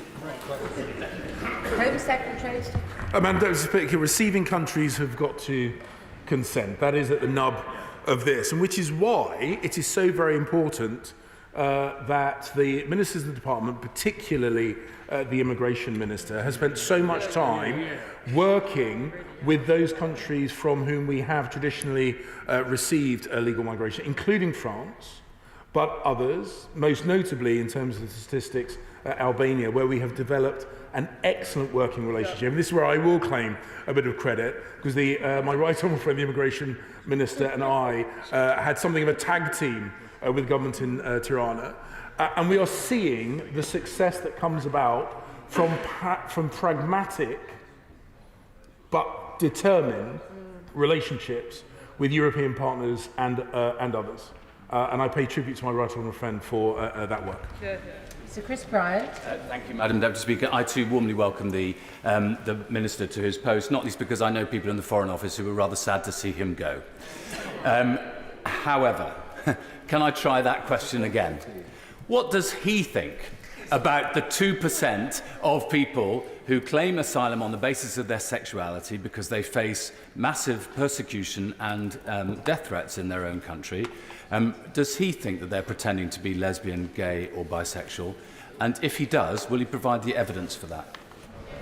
Home Secretary. He will know. You can't prove a negative. That's a fallacy. The point is that in my former role, and I thank him for the kind words he said about my time as Foreign Secretary, he will know, because he's clearly got a mole inside my old organisation, he will know how passionately I pursued the rights LGBT people around the world, including having some very, very difficult conversations where necessary. I absolutely want to make sure that those people are protected, but we should also recognise that bad people hide amongst good people. Sometimes people lie to take advantage of the goodwill of others. The point is it's nonsense to suggest that everybody who is suffering from persecution or claiming to suffer persecution because of their sexuality is lying, and I certainly would never say that, but we do need to make sure, as we do with any process, as we do with any system, we need to make sure that people aren't attempting to abuse the process, because it limits our ability to help those who genuinely are in need. And I recognise that the LBGT, what did I say? LGBT. He knows what I mean. He knows what I mean. Do face genuine persecution around the world. Do face genuine persecution around the world. We do want to support and help them. Kevin Foster. Thank you, Madam Deputy Speaker. And listening to a lot of the Supreme Court judgment earlier today, it was encouraging, particularly around the actual principle of what we're looking to do with Rwanda being lawful, and yet again, a High Court endorsing that. But of course, as was touched on earlier, a lot of this turned on the facts, and in particular the facts relating to refoulement, i.e. the transfer to another country that may see those transferred to Rwanda return to a country where they would face persecution. So can I test him on what work he is doing with, we look at, for example, the Home Office's decision-making capability to help Rwanda build up its decision-making capability, and also what we may be doing with our own judiciary to look at working with Rwanda's judiciary to address some of the Supreme Court's points on that area. Home Secretary. Madam Deputy Speaker, I pay tribute to my right honourable friend. He should deserve to be right honourable friend. Because I know that he did a lot of the work on this very subject. And it goes to the heart of how we operationalise the Rwanda plan, because their lordships set out exactly the point he raised, and it is about capacity building. It is about professionalising their system. I've had exchanges this morning with my Rwandan opposite number, who I've met before. The Rwandans are keen partners to build and strengthen their institutional structures. They see us as a key partner in achieving that, and together we will work to operationalise this. And as I say, I pay tribute to the work he did on this very issue. Joanna Cherry. Madam Deputy Speaker, the Supreme Court's judgment has put paid to the lazy, ill-informed argument that it's the European Convention on Human Rights, and only the European Convention on Human Rights, that's blocking this government from dealing effectively with asylum and immigration. His government have spent 2 years formulating a policy that's proven incompatible with a multitude of international treaties to which the UK has signed up, and numerous provisions of our domestic law. And the Supreme Court were very clear about that. So my question for the Home Secretary is, when is he going to explain to his backbenchers that the UK government's response to this judgment must be to produce a humane asylum policy that works, not an effort to try and overcome the vital checks and balances of the rule of law and human rights law that stymie bad policy decisions and protect human rights? Madam Speaker, our immigration policies, as I said, laid out by the figures that I ran through in my statement, is having the positive effect that we committed to. We are bringing down small boat numbers, we are bringing down the need for hotel places, etc., etc. And I've said in my statement that their lordships have set out the route to successfully operationalising the Rwanda scheme. It is through addressing those concerns about refoulement. We will focus on what we need to achieve to unlock this. We recognise that this is a constant battle against criminals. And just with all constant battles against criminals, we focus on what's effective and what's right. The lordships have set out exactly what that is, and that's what we will focus on. Sir Ian Duncan-Smith. Madam Speaker, can I welcome my right honourable friend genuinely to his place in the dispatch box. A believer in speaking softly and carrying a big stick is always a very good way of behaving. Can I say to him that No reference. Can I just say to him that I also fully agree with all of his intentions and the direction of travel that he wants to go to settle this issue in terms of proper organisation such that these concerns are therefore dealt with in the courts. And I do say to him, does he not agree with me, those who greet this judgment with glee need to remember that people are dying in the Channel trying to cross in the boats. But I ask him to ask his right honourable friend, the attorney, at some point to come to the dispatch box in due course to reflect on the judgment, because it does appear to me that this is much wider than the migration judgment, because we're now linking directly to applicability in UK law agreements that were made with the UN that were never bound into UK law. Now, whether one wants it or not, that does widen the whole issue of what then becomes justiciable. I'd be grateful if she would then come at some point and deal with that issue. Home Secretary. I once again thank my right honourable friend for his kind words, and my focus in this role is making sure the department is highly effective in protecting the British people and protecting our borders. It's not about trying to look tough, it's about trying to deliver for the British people, and that will be my relentless focus. The Attorney General, my right honourable friend, reminds me that her advice, like all very good in-house lawyers, is limited to the client, which is Her Majesty's government. But I have no doubt that I can persuade her to meet in a private basis with my right honourable friend. Stella Creasy. Thank you, Madam Deputy Speaker. And I want to welcome the Home Secretary to his new role. I'm sure he would want to join with me expressing gratitude to all those in our public services who came here as refugees and make such a fantastic contribution to our country. At the heart of this case are a series of asylum seekers, one of whom I know has been confirmed as a victim of trafficking. He's been stuck in an asylum hotel since May 2022. As yet, the government has not even begun to look at his claim for asylum. So can the Home Secretary tell us when his department will actually begin to process the claims of these people and actually get on with finding out whether or not they are illegal asylum seekers, or is he just going to continue with the charade that he can make Rwanda workable? Secretary.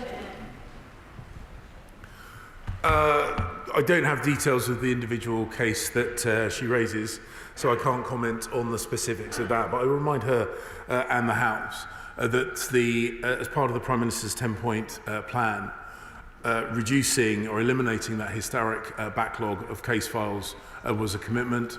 At the start of this process, it stood at 91,000, and it has now been reduced to less than 30,000. So we are delivering. So we are delivering on our commitment to work through that backlog of cases. It was one of the areas. It was one of the areas that we committed to. We are delivering on it, and we will pursue all the elements of our plan.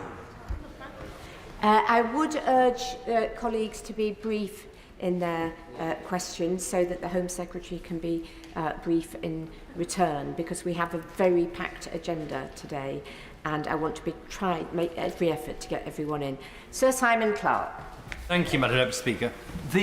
I should add my own congratulations to the Home Secretary on his new role. The key word, it seems to me, is time today, because we cannot keep relitigating this question to achieve what seems to be an ever-moving target in terms of what the courts want us to achieve. Our constituents sent us here with a very clear message to sort the small boats issue. Parliament has passed legislation to sort this issue. Can my right honourable friend be specific as to the point at which the attempts by the government to recondition the agreement with Rwanda into treaty form will elapse, and a notwithstanding clause of the kind that my honourable friend from Harborough has set out will become the only tool by which we can actually ensure that the will of this House takes effect, because we cannot allow this cycle to continue indefinitely. I did just say brief. I'll just remind people of that. Home Secretary. Madam Deputy Speaker, I listened very carefully to my right honourable friend's comments. We are absolutely determined to maintain the deterrent effect of the Rwanda scheme. To an extent, it is already demonstrating utility by the fact that we know, anecdotally, and I'm not going to over-interpret these figures, that we know the fear of this as part of our arsenal is already having a deterrent effect, which is exactly what it was designed to do.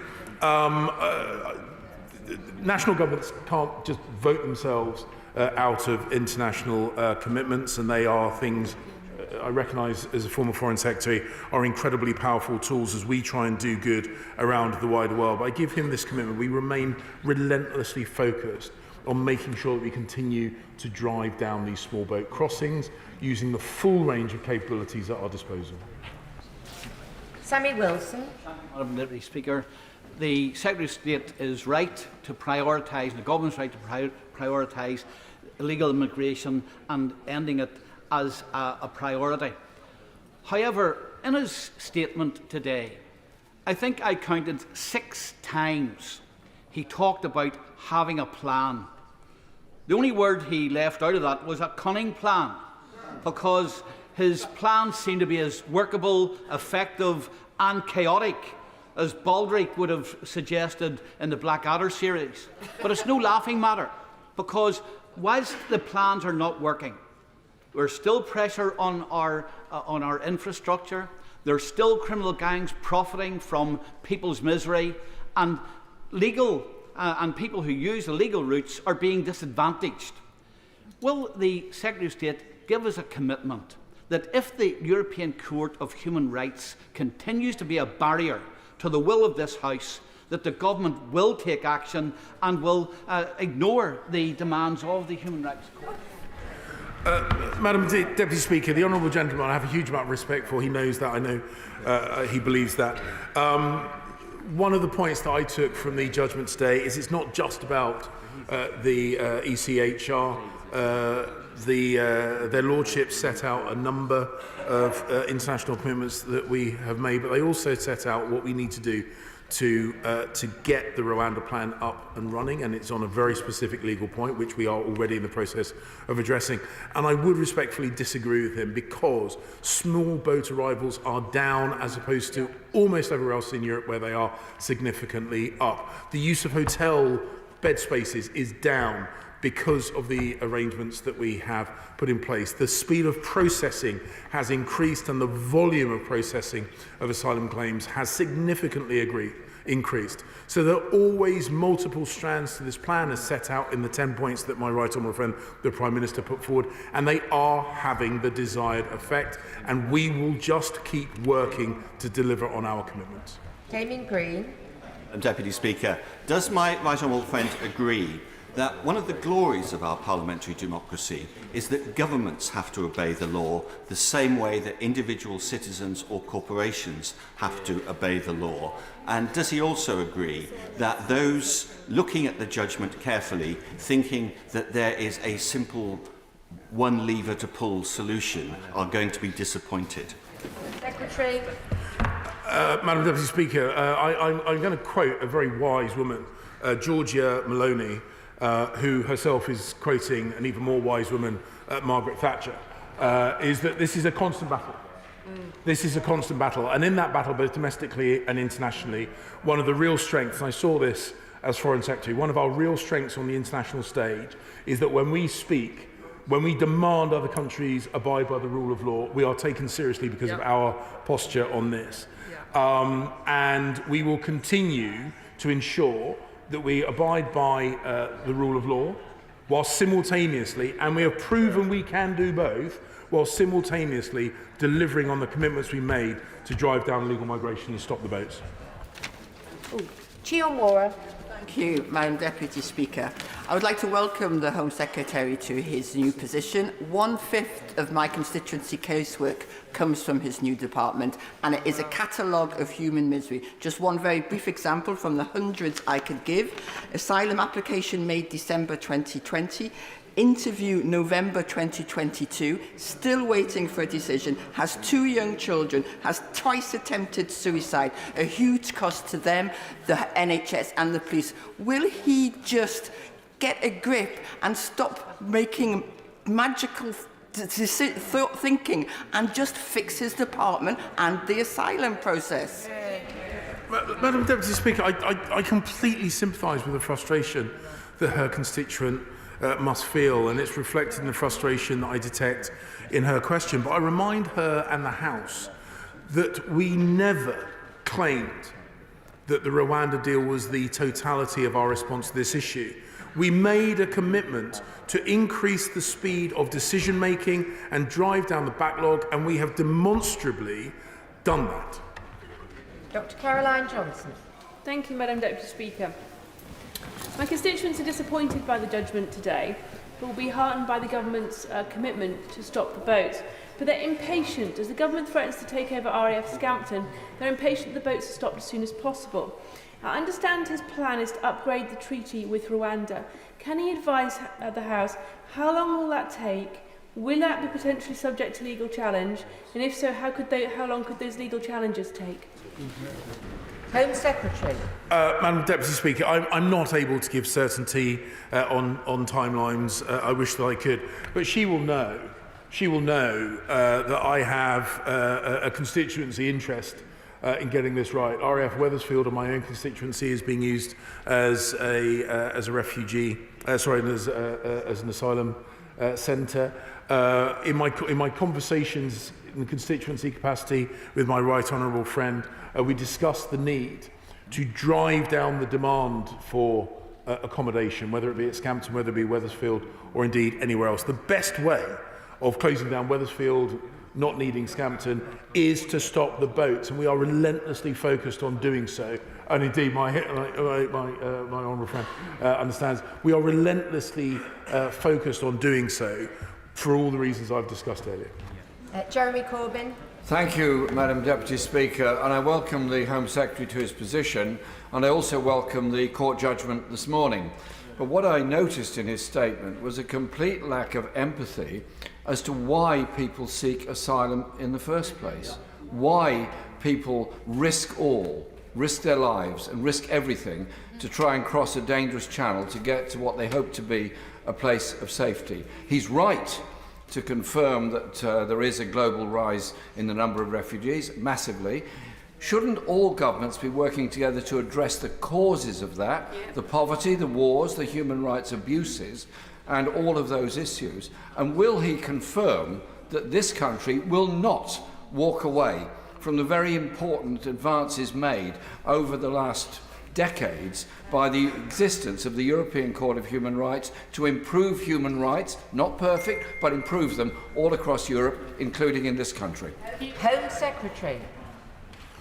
Madam Deputy Speaker, the right honourable gentleman tempts me to refer back to my previous role as Foreign Secretary, and I can assure him and the House that a huge part of the work that is done by the Foreign Commonwealth and Development Office are on exactly those issues, addressing climate change so that rural farmers in the developing world have crops that they can grow, sell and eat, reducing the risk of conflict, of persecution. We are addressing the drivers, but the idea that somehow we can uninvent illegal migration, I have to say to the right honourable gentleman, is naive beyond belief. So we do have to also address the fact that people are abused by criminals, they are used as a product to smuggle, and we have to break the business model of the people smugglers, as well as addressing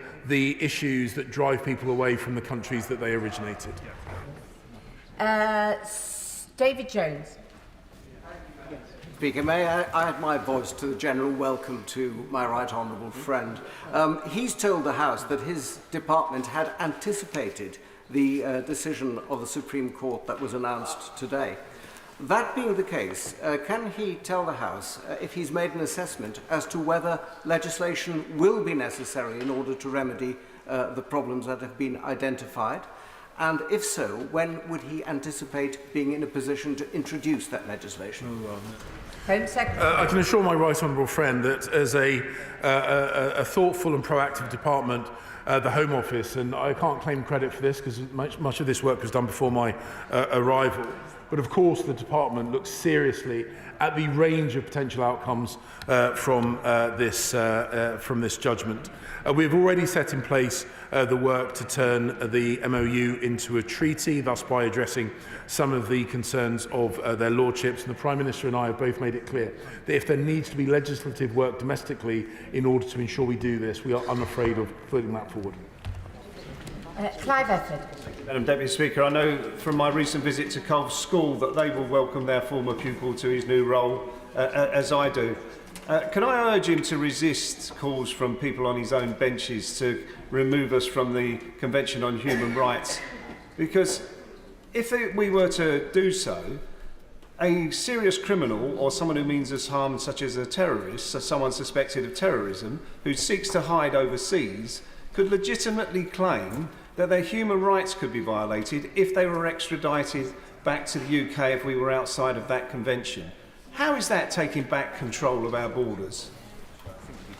Madam Deputy Speaker, I thank the honourable gentleman, and I'll take the opportunity to go back to my old school and get their congratulations directly at some point in the future. I'll let him know, of course, that I'll be treading in his hallowed turf. Well, the point is, he invites me to be distracted, and I refuse to be distracted.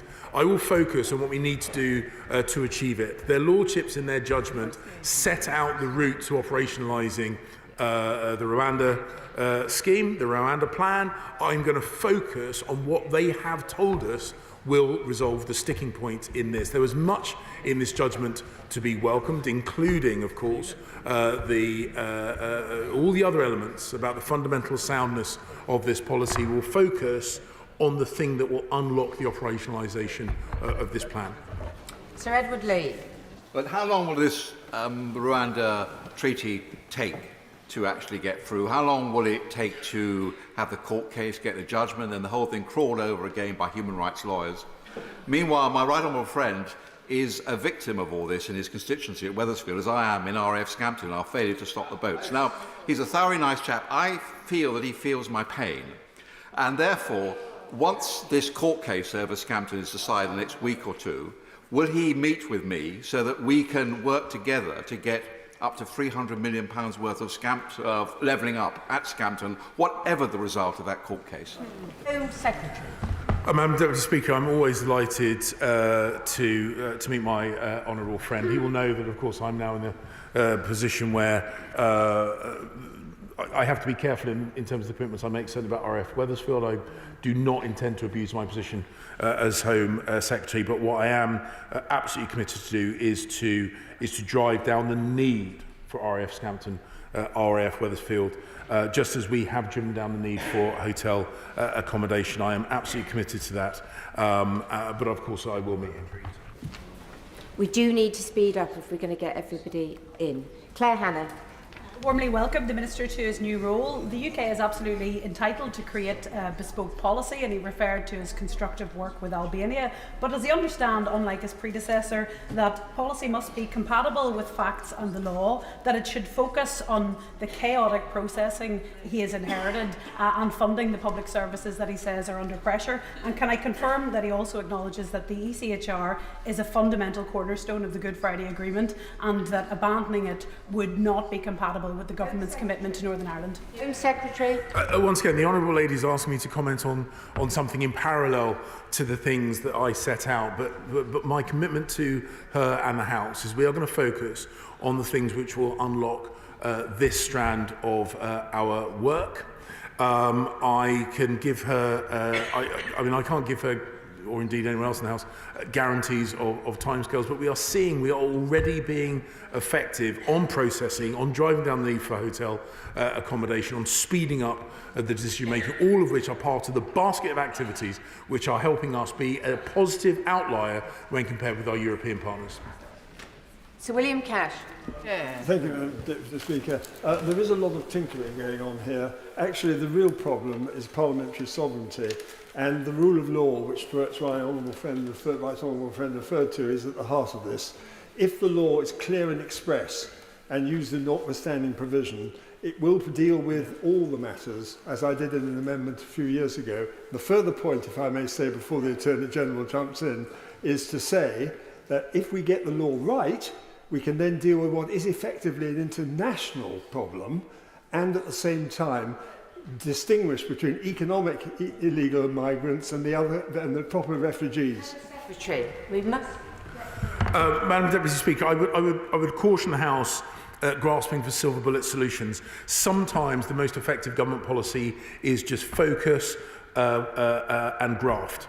And I can assure the House, the Home Office, the ministers within it and the officials will be relentlessly focused on just the daily work that needs to be done to address this issue. We, of course, will look at what changes we need to make to operationalise the Rwanda scheme, but I would urge against people grasping for silver bullet solutions. They rarely are effective. Kerry McCarthy. The Rwanda scheme is callous, inhumane and ineffective. One might say the same about the former Home Secretary, and that's why I welcome the new Home Secretary to his post on the grounds that he couldn't possibly be any worse. I hope that he will consider the ethical dimension of this. The court has just ruled that Rwanda is not a safe country. But even if he doesn't he simply agree that it is not workable, it is not a good use of money, it will take a huge amount of effort to get to a place when anyone gets sent to Rwanda? Aren't there much better ways of pursuing this issue and destroying the small boats model? Home Secretary. Again, it's easy to criticise. It's easy to criticise ineffectually, and this is what I sadly hear from opposition benches far too often. No credible alternatives, just criticism. And the point is, we are pursuing a number of work streams which are already proving to be effective, which is why our numbers are going down at a time when almost all, indeed all of our European partners, are seeing illegal arrivals going up. So, we will continue working on multiple strands. We will continue pursuing the Rwanda plan, and at a point in time when the Labour benches finally decide to vote for something rather than against something, we will listen. But that day hasn't happened yet, and I am not suspecting it's going to happen anytime soon. Let's get briefer. David Simmons. Deputy Speaker, I warmly welcome the tone and the content of my right honourable friend's statement. Does he agree with me that in addition to the commitment to the ECHR, which is very much treasured by the settled refugee communities in my constituency, that this is an opportunity to reinvigorate the work with France, which has done so much to bear down on those numbers of small boat crossings in the way that he has described? Home Secretary. I can assure him and the House that we are doing extensive work with France. I once again pay tribute to my right honourable friend, the Immigration Minister, and it is working. This is the point, it is working, and therefore we will continue to pursue it. Chris Stevens. Deputy Speaker, could the Home Secretary please answer the question from Honourable Friend for Glasgow Central? When are we going to get a meeting of Glasgow MPs with the Home Office to discuss those successful refugees who have been granted status? And can he say more widely what discussions he's having with local authorities across the UK on rehousing successful refugees? Home Secretary. My understanding is the officials from my department meet regularly on these issues. If there are specific cases, please bring them to my attention. Neil O'Brien. Madam Deputy Speaker, I welcome my honourable friend to his place, and I welcome his comments on the unfairness of illegal immigration for those who have come here legally. But the Supreme Court's verdict this morning is extremely comprehensive and reveals not just one obstacle but multiple obstacles to deporting people from this country. And if we want to deter the small boats, we need to be able to remove significant numbers of people extremely quickly. Given the comprehensive nature of this judgment this morning, can I encourage my right honourable friend against an incremental approach? It's clear from this ruling that we need to do something stronger now. We chose in the IMA not to take notwithstanding provisions. I think we do need them now. Secretary. I hear the point he makes about a powerful deterrent. We are absolutely committed to that. But I do say again, there are, in circumstances challenging as this, there are very rarely, and in my whole time in government and in politics, I've never once yet come across a silver bullet solution. We have to pursue all our lines of effort, and I give him my assurance we will continue to do so. Hal Williams. Madam Deputy Speaker, wouldn't the money wasted on the Rwanda plan have been more usefully spent on massively improving the application process to reduce illegal immigration and establishing safe and legal routes to reduce the number of small boats. Home Secretary. Madam Deputy Speaker, I'm wondering whether the microphones are working. There has been a tenfold increase in the pace of asylum processing this last year. We are increasing it. They are not mutually exclusive. We are doing all of them. Graham. Madam Deputy Speaker, great to have the Home Secretary in his new role and to hear his confirmation that small boat arrivals are down not just by a fifth but now by a third, and his confirmation to find a treaty to resolve the remaining legal issues on the Rwanda deal. Will my right honourable friend also encourage his officials to share the data on asylum applications that are over a year old, so that with members of Parliament, so that we can prepare with our local councils housing solutions in advance? Secretary. I will absolutely take that idea on board. We want to do everything we can to make sure this process is as quick and as smooth as possible. Hannah Bardell. Thank you. The European Convention was developed to ensure that governments would never again dehumanise and abuse people's rights with impunity. So can the Secretary of State tell us, does the threat of revisiting international relationships really mean his government are ready to unpick international relationships and treaties, including the ECHR, so they can demonise with impunity those fleeing persecution and conflict? Because we say never again. Home Secretary. Madam Deputy Speaker, members ask me the same question over and over again, and I hate doing this, but I will refer the Honourable Lady to the answer I gave some moments ago. Deputy Speaker, I welcome my right honourable friend to his new role, and I agree with him. Today we saw the opposition mask slip. They have no wish to tackle this, but that's not surprising when their policy is to pass the numbers decision to the Leader of the Opposition's mothership in Brussels. My constituents are absolutely fed up, and they want, could he speak directly to them and address their concerns? Nothing will be off the table to get this sorted quickly. The benches opposite are devoid of ideas. They criticise, but they put nothing forward. Their best plan is to do a list of things that we are already doing, but objecting to other things that we are going to add to that basket of tools. That is why I can reassure her and her constituents, we, unlike them, will remain focused on serving the British people, stopping the boats. Stephen Farry. Thank you. Back to the issue of the European Convention on Human Rights. So the Home Secretary has not been clear on this point. Does he recognise that if the UK was to renounce the Convention or tamper with it, it would undermine the Good Friday Agreement, particularly around human rights and policing and justice? It would also undermine the policing and justice cooperation aspect of the Trade and Cooperation Agreement and leave the UK in the company of Belarus and Russia. Home Secretary. I'm well aware of the implications of the European Court of Human Rights. I keep being invited to comment on something rather than the text in my statement. I have made it clear the government's position that we are focusing our attention on what we believe will unlock this important strand of a multi-strand approach to illegal migration. Bob Seeley. Thank you very much indeed, Mr Deputy Speaker. He'll agree that the control of our borders is a defining issue for millions of people.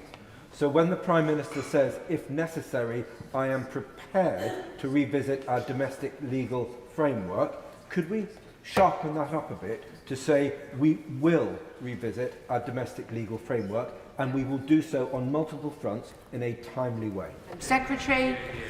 Well, we are focused on delivering for the British people, delivering quickly. As I say, we've always had a multi-strand approach, and we will make sure that the domestic legislative framework is fit for purpose and will ensure that we can deliver on our commitment to stopping the boats. Patrick Grady. Madam Deputy Speaker, when and how will he know that his treaties and legislative changes are giving the court the certainty that it demands? Is he going to proactively go to the court for a fresh ruling, or is he going to wait for third-party challenges and the litigation merry-go-round to continue? Secretary. I'm not going to set out all the plans for how we will put this in place. We have already started the process for turning the MOU into a treaty. We are focused on addressing the specific issues raised by their lordships. Nick Fletcher. Madam Deputy Speaker, in addition to voting against the government 70 times with regards to stopping the boats, the opposition also speak of natural dispersal when dealing with economic migrants. This means they often end up in Doncaster, where property is cheaper rather than in the leafy suburbs of the Liberal elites. But Doncaster is full. So will the Home Secretary do everything he can to put the Rwanda Treaty through as soon as possible? Secretary. Madam Deputy Speaker, I welcome the point that raised by my honourable friend. It is often the least well-off communities who feel the burden most heavily, and it is our duty to them to address these issues, and I give him the commitment on my recent trip to just outside his constituency, weighing over the border and getting his name wrong, for which I apologise. That I will do exactly that. Okay. Anne McLaughlin. Thank you, Madam Deputy Speaker. This morning I met with a British Palestinian woman called Wafia. She told me that 30 members of her family have died in the last month in Gaza.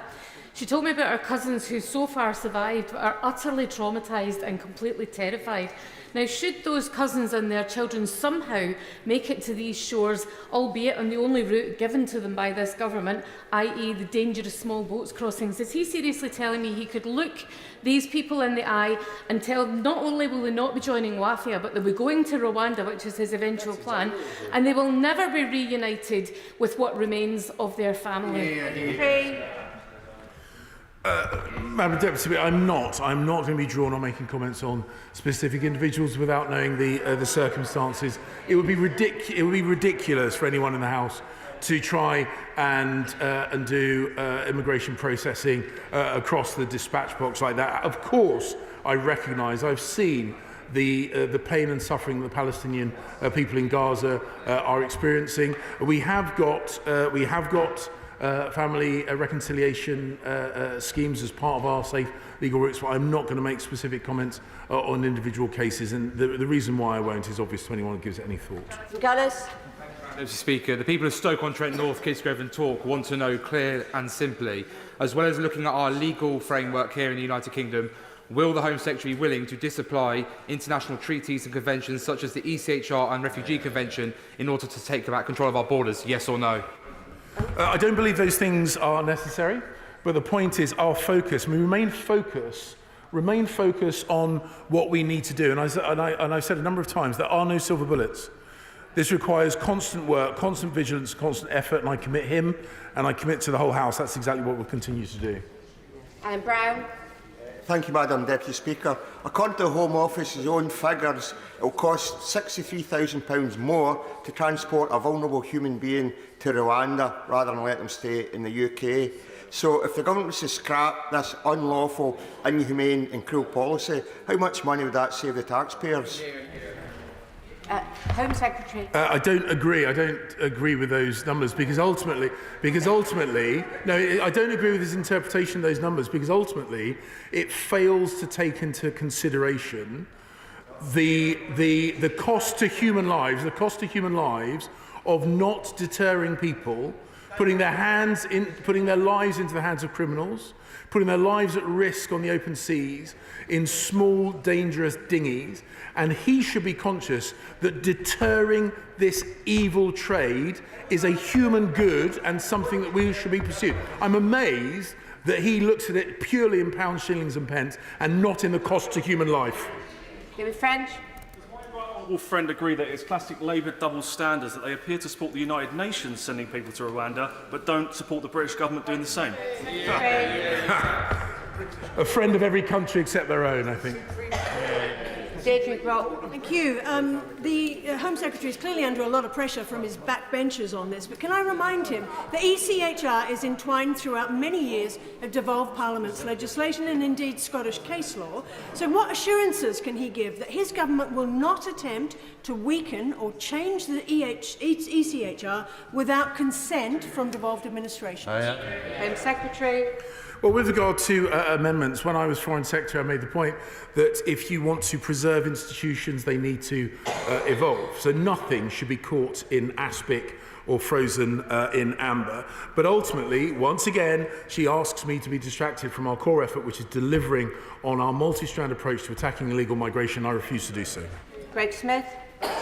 Speaker, I very much welcome my honourable friend to his position and the clear determination he has shown in stopping the boats. However, speed is the metric by which our constituents will judge us. So once the dust has settled on the judgment, and it's clear whether we need a notwithstanding provision or other legislation, will he bring it to this House with the same speed that we brought things like the Coronavirus Act through so that we can shut down this evil trade of people smuggling? My honourable friend makes an important point. My commitment which is absolutely echoed by the Prime Minister, is that we will, of course, look at our domestic legislative framework. We will take action. We have passed one of the most ambitious pieces of legislation, and we are unafraid to do so. This is core. This is core to the lives of the British people and their confidence in the security of their country, and it is actually core to our mission as a government. Stuart C. MacDonald. Madam Speaker, what the Home Secretary is ultimately arguing for is a system whereby rich Western countries get to pack off asylum seekers and refugees to poorer countries that already bear a vastly disproportionate share of responsibility for sheltering refugees around the world. There is zero evidence that this will work. An abundance of evidence of the harm that it does to the individuals caught up in it. Isn't the point that it's not just illegal, but it's immoral and impracticable? Secretary. So what would he do, Madam Speaker? What would he do? Would he just say that every person in the world is a big place and there are lots of people in it? Is he credibly just saying that anybody choosing to come here by any means, including through the hands of evil criminals, should automatically have the right to? It is an untenable position. We are addressing poverty and conflict in the developing world. We are addressing climate change, which is affecting farmers in the developing world. We are doing all those things, but we are also discharging our duty to the British people to protect their borders. And if he doesn't feel that is a function of government, then he is wrong. Tom Hunt. Deputy Speaker, 18th of May 2020, the first time I raised this issue in this place. The Rwanda scheme was stuck in the courts for 18 months. Enough is enough. Does the Home Secretary agree with me that in his basket of tools, one of those tools needs to be a deterrent that is robust, and the timescales do matter? I've had enough, and all of my constituents have had enough. This is a matter of critical importance. Does the Home Secretary agree with me? Home Secretary. Madam Deputy Speaker, I would remind him that we are already seeing success, and that success is accelerating because of the measures that we have put in place. He is absolutely right. We do need a deterrent for people making those dangerous crossings and a deterrent to the illegal criminals. We are determined to deliver that, and we will do so in the face of the opposition, who are desperately trying to prevent us from doing so. Madam Deputy Speaker, I very much hope the measures that my right honourable friend has set out will allow us to deliver Rwanda as soon as possible. But will my right honourable friend also look, as I've asked for on a number of occasions, other third countries that we could form partnerships with to deliver more processing overseas in a number of those other locations? Secretary. So I can assure my honourable friend that in addition to the conversations that are well progressed with Rwanda, we are having similar conversations with a number of other countries, and indeed our policy is now being adopted in large part by a number of other European countries whose circumstances are considerably worse than ours. We are absolutely leading the field on this issue. Anna Firth. Madam Deputy Speaker, and I warmly welcome my fellow Essex colleagues to his place and wish him every success. I welcome his commitment to a tough but fair policy on immigration. The people of Southend are particularly concerned that if we do not resolve the issue of illegal migration, we're preventing people who have served our country from coming here legally to safety. Does he agree? Secretary. Madam Deputy Speaker, my honourable friend is absolutely right, and a number of people have said about the humanity of this. It should be the elected government of a country who decides who can and cannot come to the country. It should not be criminals. It should not be smugglers.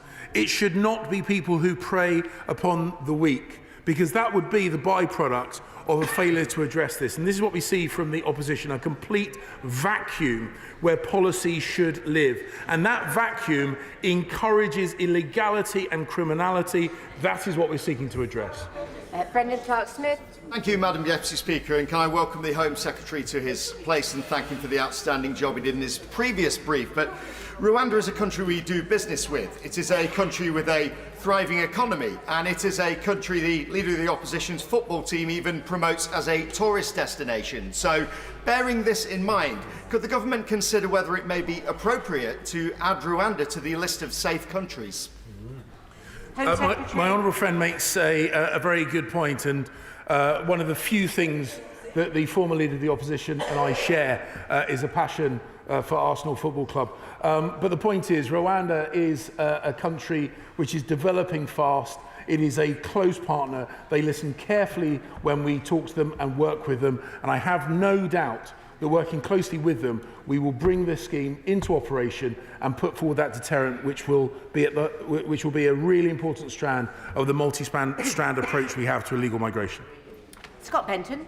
So I welcome the steady progress being made to close asylum hotels. I'm extremely disappointed that the Metropole in Blackpool has yet to be vacated. This hotel is located in the poorest ward in the entire country, bar none, and the pressure on my local community and public services is absolutely immense. Is the Home Secretary able to give me an assurance that in the next batch of hotel closures, socio-economic conditions will be taken into account and the Metropole will finally be closed? Secretary. I listen very carefully to the points he makes, and he reinforces the issue, which I think is absolutely key. It is very, very easy for people to be generous of spirit when it's someone else bearing the burden. And the people in his constituency, the people in the immediate neighbourhood of the Metropole Hotel, as he said, are not wealthy people, and they are the ones disproportionately bearing the brunt of illegal migration, which is why we are absolutely committed to help them and the other people like them around the country by getting a grip of this evil trade and stopping the boats. I thank the Home Secretary for his statement. Point of order, Dawn Butler. Thank you, Madam Deputy Speaker. Madam Deputy Speaker, it has recently come to light that a Conservative donor firm has been awarded £11.5 million contract to supply RAC-affected schools with temporary classrooms. David Wernick of Wernick Buildings Limited, Tory councillor, previously chairman of the Conservative Association, has donated £71,000 to the Tories and has won government contracts with a combined total of £20 million. I wish I could say it shocks me, Madam Deputy Speaker, but given this government's record, it does not. On the 5th of September, I asked a written question to the Department of Education, asking very specifically for details of the porter cabin providers they contracted to provide this temporary accommodation.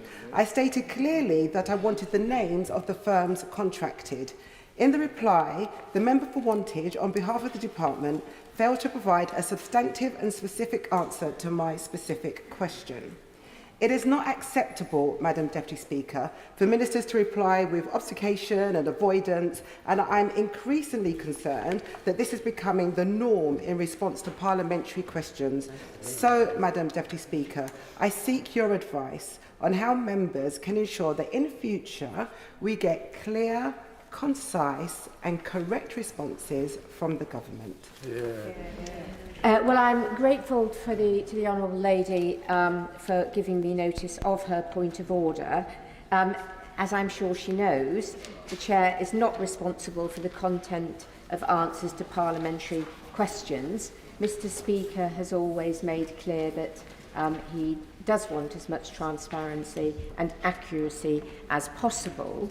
The Honourable Lady is fortunate that I believe the Minister would like to make a further, raise a further point of order to that point of order. Minister.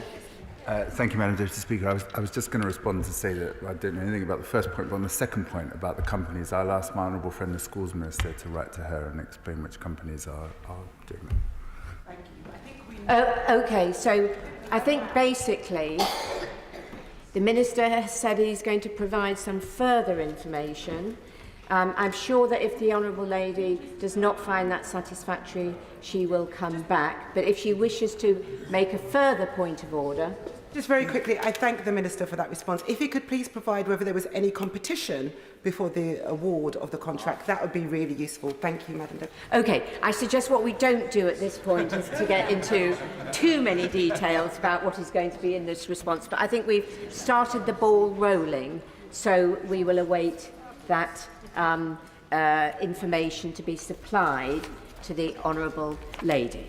And the Treasury bench will have heard what I said about accuracy and transparency. Thank you. Thank you. We'll leave it at that. Order, order. I have an announcement to make about the election of the chair of the Backbench Business Committee. Nominations closed at 1 p.m. for the position of chair of the Backbench Business Committee. Only one nomination has been received, so there will not be a ballot. I congratulate Ian Mearns on his re-election. Thank you. The clerk will now proceed to read the orders of the day. King's Speech. Motion for an address. Adjourned debate on question. Now. I inform the House that Mr. Speaker has selected Amendment R in the name of the Leader of the Opposition, which will be moved at the start of the debate, and Amendments H in the name of Stephen Flynn, the Leader of the SNP, and K in the name of Sir Ed Davey, which will be moved at the end of the debate. Sir Ed Davey, Leader of the Liberal Democrats. The question is that an humble address be presented to His Majesty as on the order paper. Colleagues will know that there is significant interest in the debate, so they should expect a very early time limit, if not immediate. That is likely to be 5 minutes. So I want to give warning of that so people can adjust their speeches accordingly, or if they don't wish to speak, to let me know. Question is that an humble address be presented to His Majesty as on the order paper. I call Shadow Home Secretary Yvette Cooper to move Amendment R. Thank you, Madam Deputy Speaker. When the Prime Minister opened the King's Speech debate just 8 days ago, we had all this briefing about how it was a Rishi reset moment.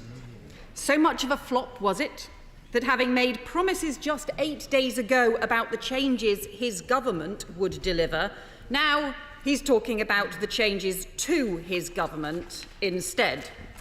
Another reshuffle, another Rishi reset, not change, just more of the same chaos.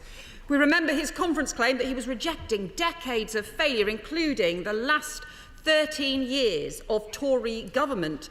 And just a month later, he's brought back one of the main Tory architects, the former Prime Minister who cut 20,000 police officers, brought in the bedroom tax and austerity, pushed working families and children into poverty, and it is a sign of the state of the Tory party that the Prime Minister who did all that is now suddenly seen as a moderate. And instead of a government focused on the problems facing the country, the cost of living crisis, record NHS waiting lists, rising town centre crime and serious violence, what we've got from them is just more of the same Tory psychodrama and chaos. Because in the last 7.5 years, we've had 5 Prime Ministers, 6 Chancellors, 7 Health Secretaries, 7 Foreign Secretaries, 8 Home Secretaries, and I think I counted right. 11 eight Justice Secretaries. It has been a struggle to keep count of the changing Justice Secretaries. 8 Home Secretaries in less than 8 years, and even worse, 2 of them were the Right Honourable Member for Fareham. So unsuited for the job of Home Secretary, she was sacked twice. Once for breaching security rules in government, the second time for undermining security on our streets, attacking the police and undermining respect for decisions they take in the run-up to a difficult weekend, ramping up division around remembrance and making it harder for the police to do their job. Things no other Home Secretary would ever have done. And it shows how little this Prime Minister cares about our security at all, that he was prepared to reappoint her, to defend her and to follow her wherever she led, and now we know why. Because the dodgy deal he denied last year is now laid bare in the former Home Secretary's letter. Here's what she says. Despite you having been rejected by a majority of party members and thus having no personal mandate to be Prime Minister, fair point there, this was a document with clear terms to which you agreed in October 2022 during your second leadership campaign. I trusted you. Well, obviously another sign of her poor judgment. A deal that made him Prime Minister and made him make her the most unsuitable Home Secretary this country has had. And so, Mr. Speaker, when the Conservatives published their latest crime and justice bill, which has measures in it to tackle antisocial behaviour that Labour called for, I was going to make the point that they've no ideas of their own and they are just following Labour's lead. But I have to concede, members opposite, in fact the Tory party in general, are definitely the experts on antisocial behaviour. The former Home Secretary is throwing rocks and stones. The new Conservative group is making dark threats, going round the parliamentary Tory party, nuisance begging for no confidence letters in the Prime Minister. And the member for South Holland and the Deepings, so desperate to find out how many have gone into the chair of the 1922 committee, he's now camped outside his office. But look, I guess they told us that was a lifestyle choice. And while they fight culture wars with each other, the rest of us are worried about the security on our streets. And the new Home Secretary has said that he briefed that he didn't want to take over this job, but he's agreed to take one for the team.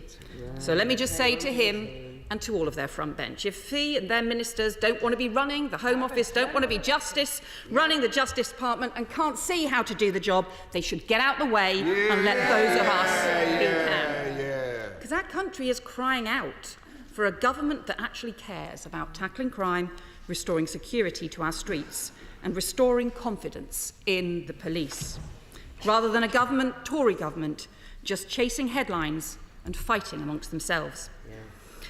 They want to tell us that all's fine on the number of police, on the level of crime, but they're badly out of touch, because that's not what it feels like across the country, and nothing in this speech will touch the sides. We've got 10,000 fewer neighbourhood police on our streets. Half the country say they never see a bobby on the beat. Knife crime up by 70%, devastating young lives. Persistent violence against women and girls across our country. And that is the Conservatives' abysmal legacy on law and order. So Labour has set out a mission on crime to halve serious violence, including knife crime and violence against women and girls, to reverse the catastrophic collapse in the proportion of crimes solved, to rebuild confidence in the police and criminal justice system, getting 13,000 more neighbourhood police on the streets and tackling town centre crime. But what do we have in the King's Speech? The Crime and Justice Bill includes measures Labour called for long ago, but it doesn't tackle enough of the serious problems our country faces or make up for the damage that's been done. We support making sure that the most serious and dangerous criminals properly serve their time, but frankly, too few criminals are actually caught or charged in the first place. Under this government, more than 90% of crimes go unsolved. And if you commit a crime in this country, the chances of you being caught and punished are less than half what they were under the last Labour government. That is the scale of collapse in law and order under the Tories. So on knife crime, the measures go nowhere near far enough. On violence against women and girls, I'm really concerned. Nothing on spiking, nothing serious on stalking, nothing to turn around the woeful fact that 98% of rapists avoid charge. And the government's sentencing proposals may mean that thousands of domestic abusers whose violence is escalating may actually be let off jail. And there is nothing at all on town centre crime. Shoplifting is up a shocking 25% in a year. Assaults on shop workers tripled during the pandemic and haven't gone down again. This week is Freedom from Fear Week. And I want to thank USDOR and the British Retail Consortium for the work that they are doing to stand up for staff safety and to shine a light on the disgraceful way people are being treated just for doing their jobs. But why isn't the government listening to them? And Labour is. We will change the law, and we will be putting amendments down to the Crime and Justice Bill to ditch the ridiculous £200 rule that stops action being taken against repeat shoplifting gangs, and to bring in a proper new offence of assaulting shop workers, because everyone has the right to feel safe at work. And Mr. Speaker, Madam Deputy Speaker, on issues around national security, on some of the core issues that affect the safety of our nation, we've had in the past broad cross-party consensus. We've worked together in that spirit, and Labour will always stand ready to do so. Security Minister and Shadow Security Minister have done so before, and that is the spirit in which we will work on the National Security Bill. It's also the spirit which we would always have expected to approach the operational independence and impartiality of British policing. The last Home Secretary did undermine that. I hope the new Home Secretary will be able to restore it, because this is too important for us to disagree on. And likewise, the safety and cohesion of our communities, because we've seen tensions increase as a result of the truly awful events in the Middle East. An appalling rise in anti-Semitism, including some disgraceful incidents this weekend, with Jewish communities feeling enormous anguish and distress. And we've also seen an awful increase in Islamophobia. And we've seen the rise of organised far-right thuggery. The police raised their concerns this weekend. And we must be absolutely clear, every one of us in this House, violence and hate crime have no place on Britain's streets, and they must face the full force of the law. We must all back the police in taking the action they need. And I want to thank the police for the work that they are doing, the reassurance work, with synagogues, with Jewish schools, with mosques, the action against the hate crimes which devastate lives and corrode communities.